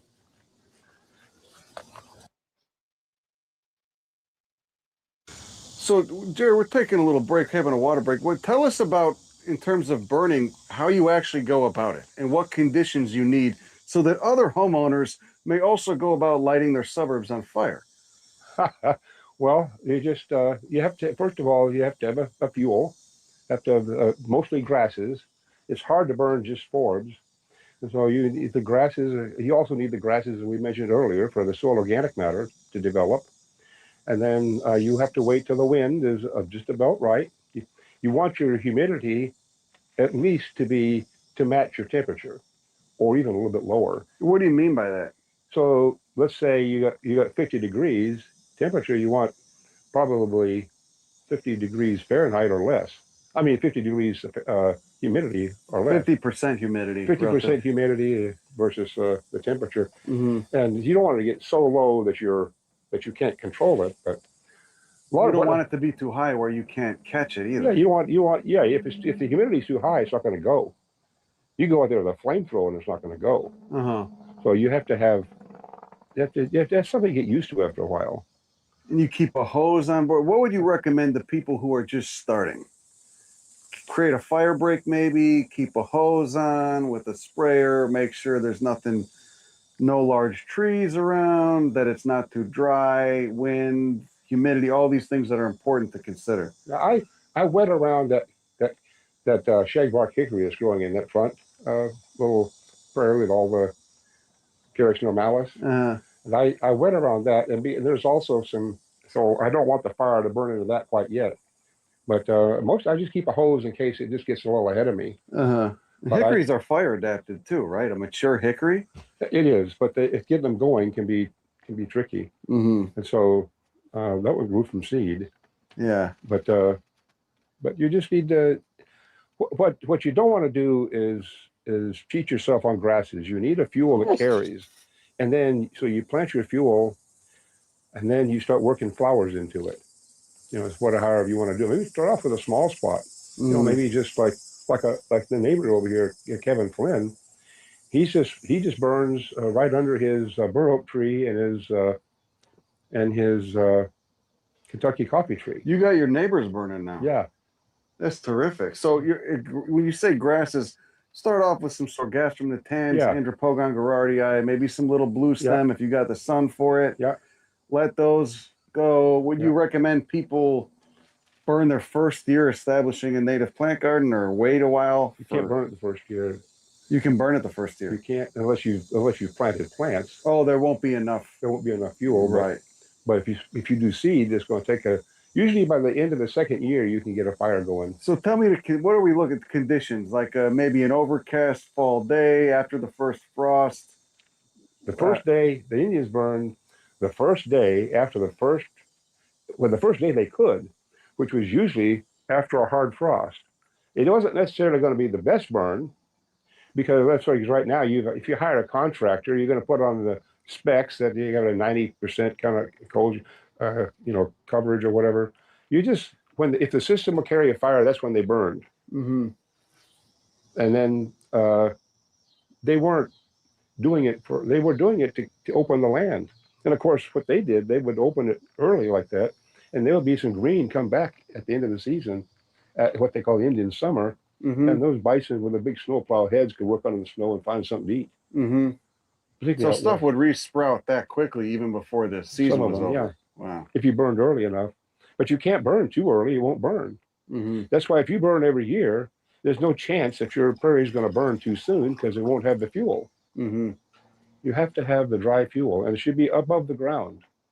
I guess what most people would be afraid about, since they're new to fire, is, how do I not burn my house down?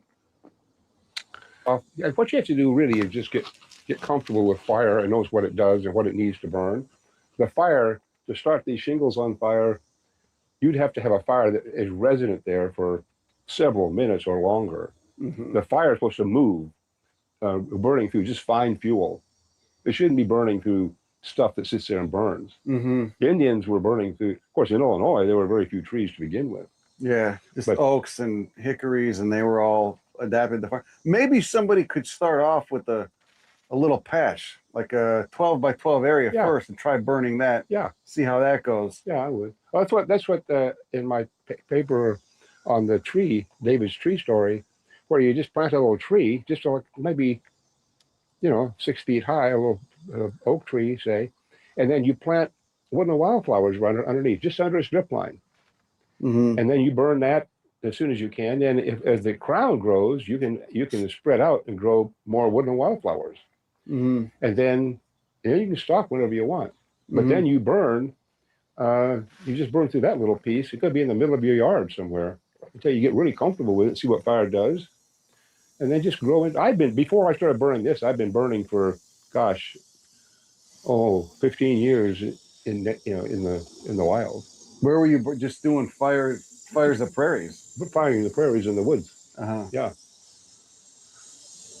Back in those days, we didn't even have all this equipment on. We just went out and had had a couple of railroad flares that would run for 20 minutes, and and Railroad flares a good idea. Yeah. I should have stolen more from work when I worked for the railroad.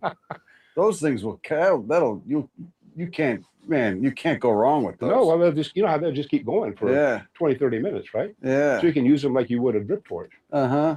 And So for this, do you use drip torches? no, I just use a match. I get it going. Really? Just yeah. And then sometimes I'll take a little rake and gradually slide it along to make a line. Uh-huh. But I can't afford a whole drip torch. Yeah. And I don't even know where to get a railroad flare anymore. So it's got to be dry enough for a match to be able to start it. Yeah. Match or some newspaper. Right. But you want it to be just a match. If you can't get it going with a match, you get the wrong day. Uh-huh.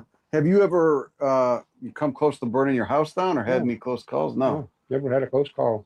In 40 50 years, of burning. nothing. 40 years, nothing to worry about. Nothing to worry about. Well, like I said, I came to it with some experience. Yeah. Right. So you knew how fire behaved. You knew how to create fire breaks and Yeah, this place is full of fire breaks. They don't need to make one. right. Yeah, that's true. Right. And then, of course, over by that fence, which is a new fence, the fire hardly creeps over there because it doesn't really have that kind of fuel. So it Mhm. goes out before it gets there. Yeah. But that pecan looking nice. That's a nice looking tree now. What we've done, we have deferred accountability for our own land by having the ability to truck our resources in from distant places, Mm-hmm. from people about whom we know little and land about which we could care less. So they could be raping the heck out of the land just to provide us with tomatoes, which we can buy, So we don't depend on anything local. Right. What we need to do, I really think we need to get back to depending locally on vegetable production. And It would make every a lot food. more sense too. And if people knew how to do all that stuff, Yeah. I mean, once you know how to grow your own food or, Well, or at least semi-literate in it. Think about the enterprise possibility. Let's say you were predisposed toward gardening, you liked it. So you can go around this neighborhood maybe and offer people, say, I'll grow the vegetables you like to eat and can them for you in your backyard for, let's say, $5,000 or whatever the business plan calls for. Uh-huh. You don't have to do a thing, and they can run a little business, do it all around the neighborhood. Yeah. And so you don't have to do it yourself, but the canning is something you can do too. So if all your vegetables can come from local, you don't have to worry about the filth flying off the tollway or the expressways and polluting your vegetables, which is huge. I could tell you a whole story about that, some research we did back in the 90s. But the highway, anything grown near our expressway is filthy. Oh yeah, with all the shit coming off those. All the cadmium and God knows what all. Yeah, no, it's so if you eat tomatoes that have come from anywhere near a highway, you're eating filth. So many people have no idea what's on their food or where it comes from, and they think, oh no, they wouldn't. The powers that be wouldn't, deregulate or legalize anything that was too toxic. Oh, they would come in, and if you try to grow tomatoes for sale here, next thing you know, the FDA will be knocking on your door. They're friends of the corporate people. Mm. They don't want anybody to compete with that. Not that it's competitive, because they need a subsidy to even function. Right. But Right. if they took off the subsidy, people, maybe local people could compete. But as you know, the little people don't have much of a franchise. So it's hard to get something intelligent going. Mm-hmm. There are a lot of people who have an entrepreneurial spirit who would like to, but it's just hard. And our culture is so out of phase with reality. We just don't have any sense of the cascade of consequences that flow from our things that we think are just fine. Yeah. It's the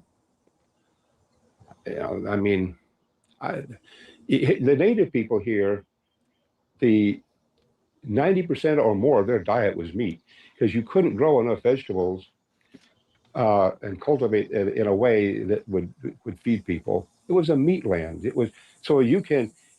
It's true that thermodynamically, eating meat is 10 times less efficient than getting your energy from a vegetable.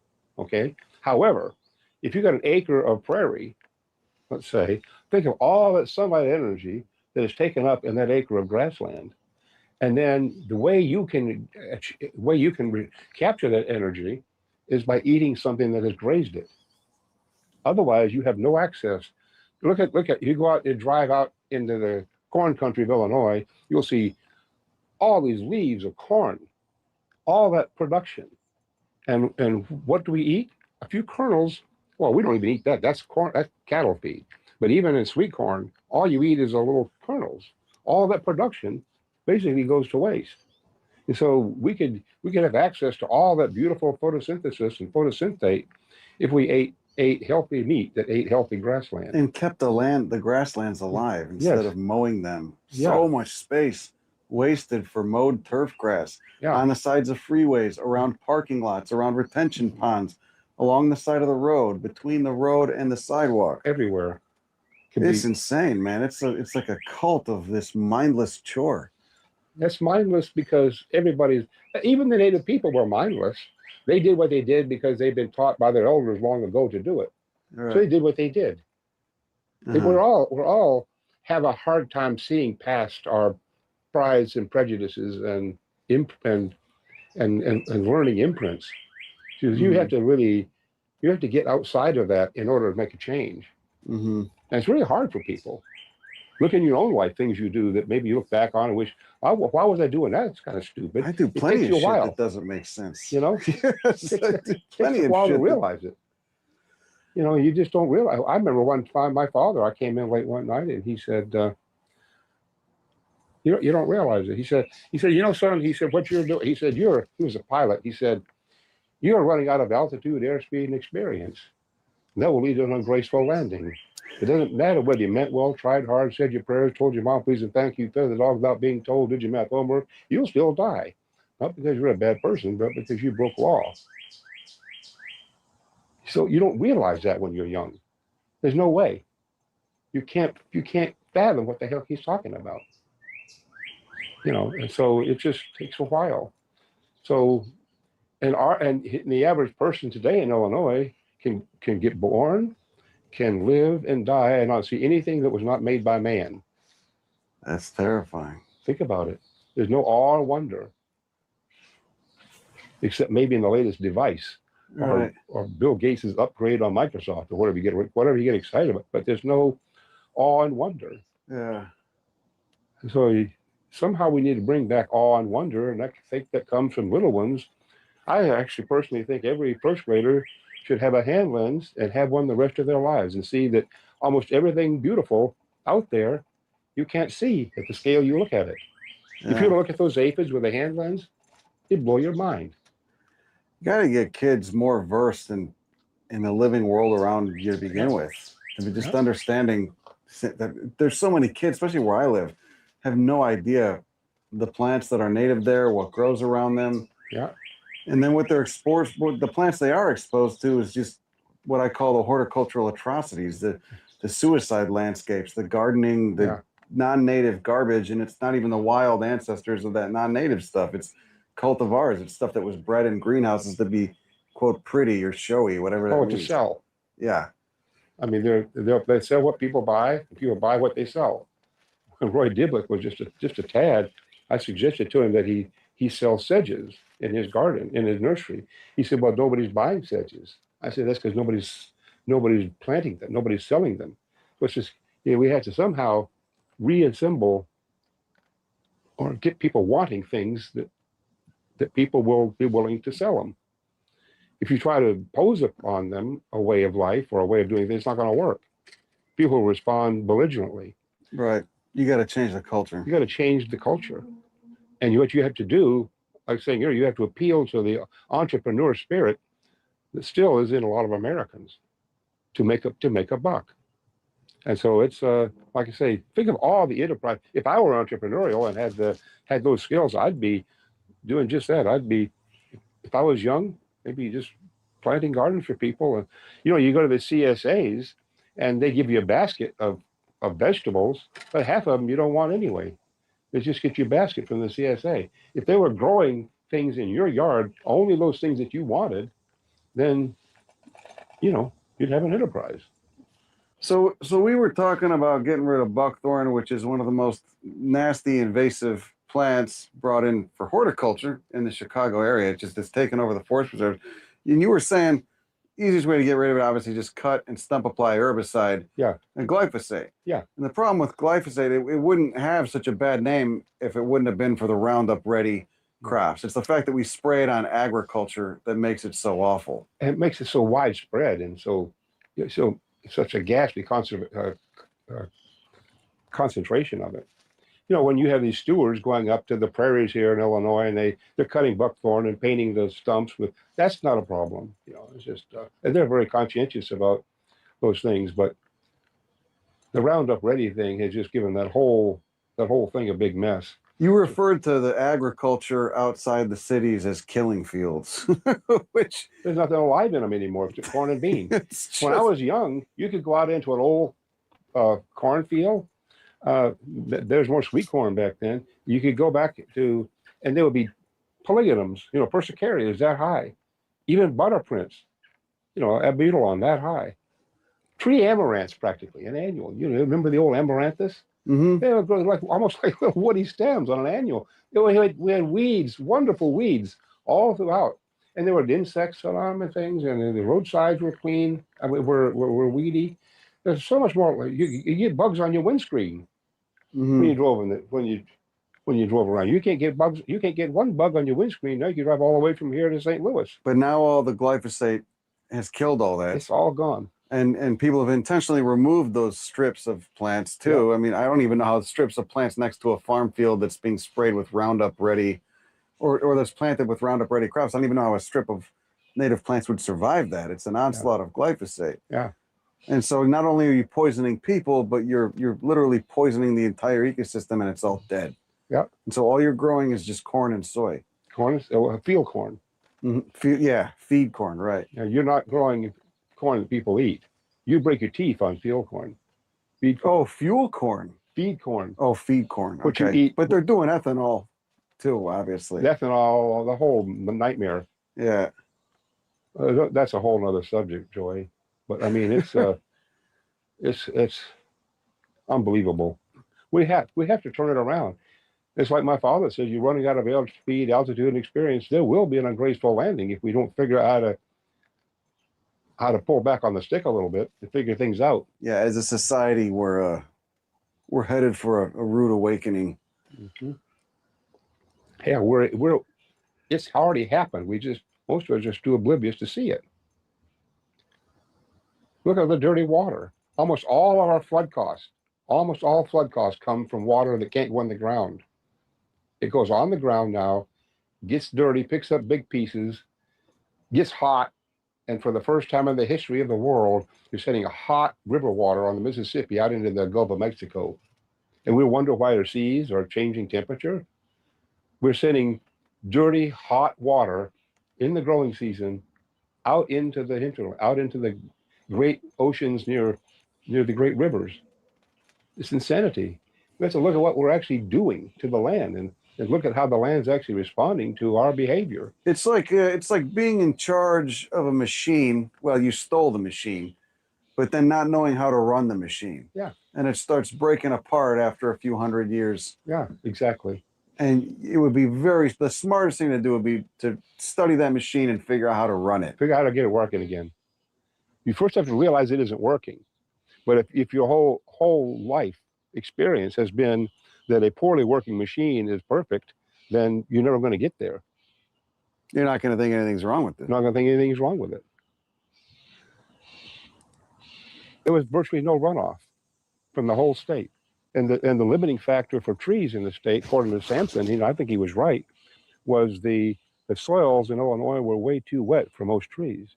Where trees tended to grow was on the shoulders of streams, old outwash shoulders, where the soil was somewhat better drained. The water would go in and further down and move out in springs along the river. But so the Illinois River, which from Hennepin to Alton was 180 miles with a head loss of 1 inch per mile, basically a long lake. And in a study that Harlan Barrows did of the river in 1911, noted the highest recorded flood one could ascertain from any evidence was 11 feet at Alton after some early spring rains over frozen ground. Otherwise, there was no runoff. So the Illinois, the Fox, the Kankakee, the Des Plaines, these were all basically spring-fed prairie seep springs, just accumulated water as they worked their way down, base flow. And that water came out because it went in the ground, and it got to the average daily temperature, and it moved according to Darcy's law laterally to the next boundary. So it came out, the water came out into the rivers, the average daily temperature, a constant chemistry, and a constant rate of discharge. Very stable. We've turned that all upside down. Now all the water goes off hot, some of it 100 degrees or more, coming off pavement and roofs and this sort of thing, and winds up in the streams hot and dirty. It just keeps going. And here's the thing, Joey, we get here in Illinois, this is what they call the Prairie Peninsula, about the precipitation evaporation coefficient is about 1/1. So we evaporate as much water as we lose, as we get. So where does all the extra water come from? The streams. Remember I was telling you earlier, we get water from the oxidation of the soil, which is constantly being built.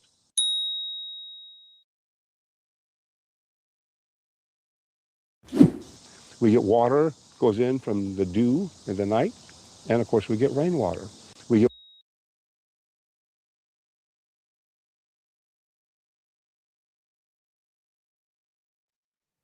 It says when soil microbes oxidize, that is, break down organic matter for energy, they consume oxygen and produce water and carbon dioxide. This is the dominant process in healthy, well-aerated prairie soils. Okay, let me read it again. When soil microbes, that's little bitty animals, when soil microbes oxidize, that is, break down organic matter. When they oxidize organic matter for energy, they consume oxygen and produce water and carbon dioxide. This is the dominant process in healthy, well-aerated prairie soils. Okay. We get water, goes in from the dew in the night, and of course we get rainwater. So those extra sources of water were a large part what kept the streams flowing and stable. Otherwise, they would eventually run out, which is what they're doing now. Now what we do is our streams, if it weren't for sewage treatment plants, most of our streams wouldn't have any water in them anyway. The DuPage County, this East Branch of DuPage River is mostly sewage treatment water, except after heavy rains. Jesus Christ, I had no idea. That's gnarly, man. Yeah. So we turned the whole hydric system upside down. And like I was saying earlier, no living thing can thermoregulate without water in balance. Mm-hmm. It's very important. That's why water is the first principle of getting a handle on the way things work. Just understanding hydrology. Just understanding water, hydrology, everything.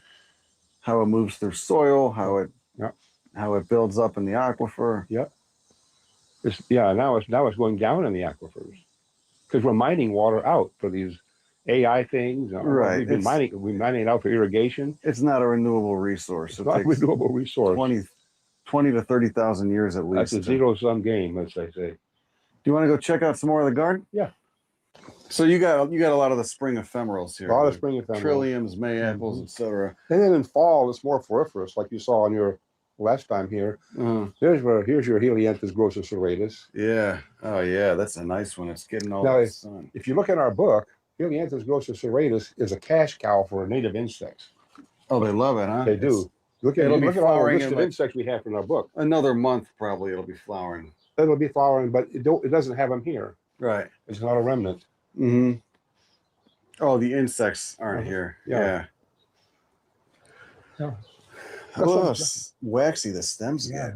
Glaucous stems, opposite leaved.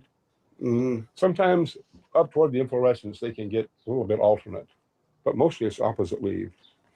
Now, a broader leaf thing, more alternate leaves, is the Indian artichoke, or the Jerusalem artichoke, the Helianthus grossus, tuberosus, which the Indians probably planted and cultivated. Yeah. I don't know if you have that down in Texas or not. I think in North Texas, yeah. But I mean, but overall, like you don't do anything for this yard except burn it.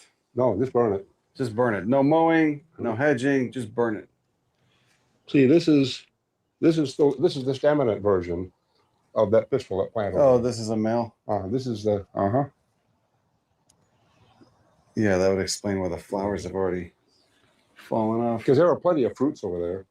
And this is just plain old phlox paniculata, you know, but whatever. And that aesculus is so nice. This is blood roots really move it around because the ants, you know, move it around. Oh, really? Tradescantia is finished up. A lot of this is still not flowering yet. It'll be flowering in a month. Yo, you were here when it was in bloom last Yeah, time. it was lit up. It looked incredible. Or in the spring. Sometimes if you're around when I burn it, I'll let you know if you're in town. Yeah, I would love to see it. See how these things just moved all by themselves? Mm-hmm. This is that Cornus alternifolia again. Yeah. 4 tomatoes last year. I'm jealous to be in a place where you can grow tomatoes in the summer. It's too hot where I live. Too hot. Look at the prairie dock. These can live for a really long time. Yeah, huh? they can.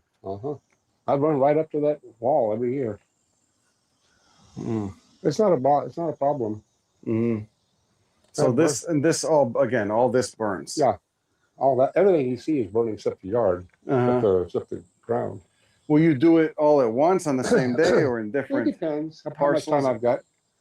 Yeah. It's hard to do all in one day because I got to move that hose around just in case. How long does it take for all of this bed to burn, for instance? Maybe 5 minutes. 5 minutes, just 5 minutes. And do you have a hose out just in case? I put the hose out. And I burn that. That burns up in about 5 minutes if it's the right day.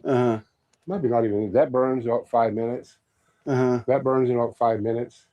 It's got to be the right day. Yeah. And out back it burns. You could do the whole thing. But there's no burn scars on the brick or anything, or no. The heat goes up. Right. Yeah. Never burn your siding down. Nope. God, that's so easy. Nope. And of course, the plants are fine because the roots are all deep and extensive in the ground, and yeah, they need the fire. Otherwise, can you imagine if I didn't burn this?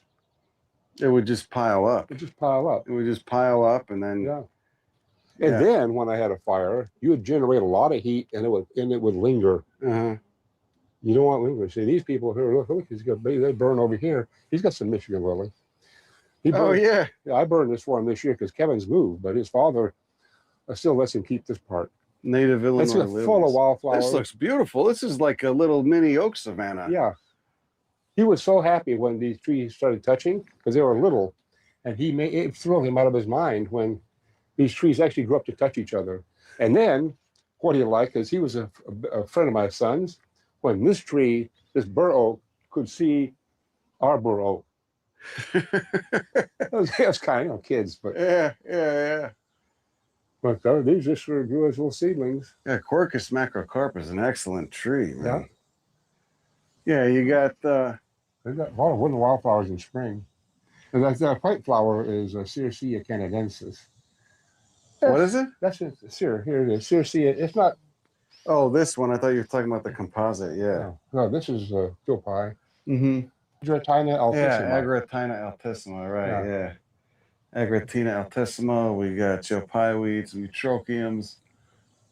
Yeah. He's got. And this was what? What canadensis is it? This is Circea canadensis, the enchanter's nightshade. I don't even have any in my yard. Oh, wow. I had no idea what this was. So grasses have fibrous roots and the eudicots have tap roots. But we're talking, your focus is mainly on the fibrous roots of the grass. And you were explaining, when those roots break down, the bacteria eat them. And that is another way to inject water. How does that work? Just walk, but what comes out your nose with every breath you take? CO2 and water. So that water, though, stays in the soil. So when bacteria are eating the dead roots of many of these plants, they're creating CO2 and water.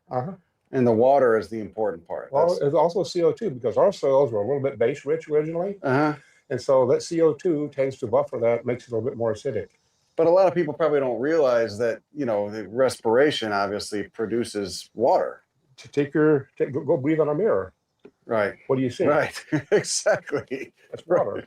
Every breath you take comes out water. That's a good point to That's make. the way it all began. The plants put the CO2 together with light energy, generate oxygen, and the photosynthesis goes to the dark reaction, generates some fixed carbon. And then when we eat that carbon, when we metabolize it, what comes out our nose, the very stuff that just began. The plants make the carbohydrates, and then animals and bacteria take them apart. And then it goes back, the whole cycle stays in flow. That's nice. On the that's integrifolium, right? This is centrifolium. Almost doing the same thing cup plant does with those sessile leaves, but smaller leaves and the same genus as that. Right, as terebinthinaceae, right? Terebinthinaceae. And Laciniatum. Yeah. And then down south there are other species. Oh, there's so many cool silphiums. We have an endemic one in Texas with the white flowers. Yeah, what a world, huh? Yeah.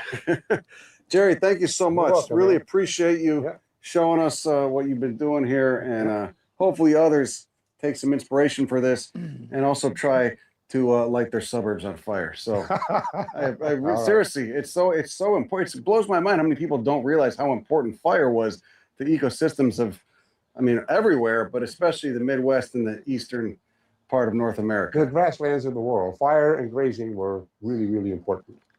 Look at that. The neighbors even got this little patches of goldenrod, Solidago altissima.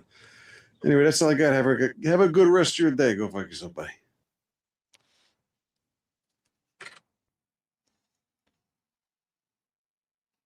Deborah, are you still here?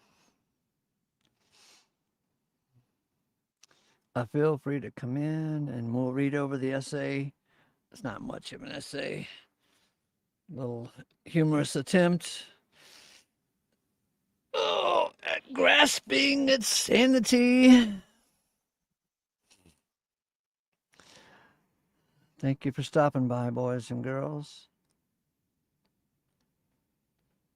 Be sure and share any wonderful concepts that you pick up on this channel. We're doing the best we can. Love is a verb. And God is a verb. Oh, are you working, Dennis?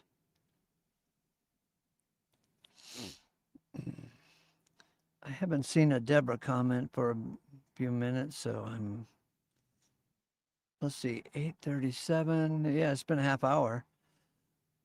So I'm guessing that she is not here. Anybody else want to come in and read this? And we can find the humor in it.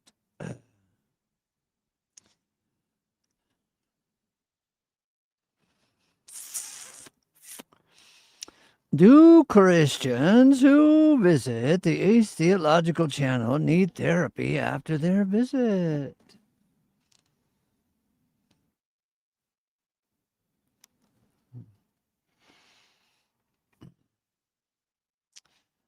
Dennis is hauling. Cool. I'll read it to you. Do Christians who visit the Ace Theological channel need therapy after the visit? Good morning, Heavenly Father, owner of all, creator of all. What a delight to trust your designs, your operation, your doings. I see you. I see your doings. At least I see you more now than I did some years ago. And guess what, Father? I know this too is your doings. And I am humbled. Father, continue to grace me for these days. I am thrilled to grace you. August 5th, 2026. Keep in mind, boys and girls, you have until August 15th to plant some carrots in your backyard and let them grow until about October. and then smother them with leaves. And then in March, you'll have winter carrots ready to harvest because they'll grow all through the winter if you cover them with leaves to protect them from the cold weather. They'll continue to grow slowly throughout October, November, December, January, February, and March. You can harvest them, right? Anyway, so let's see. It's October 5th at the moment. There is so much to do and so much to enjoy. I've got to write and do some dishes. I've got to say hello to some folks because hello is such a powerful word. 6:19 a.m., 61 degrees now, 97 later. ACO said, I don't have a free will, said the Christian after busting into the therapist's office last Wednesday.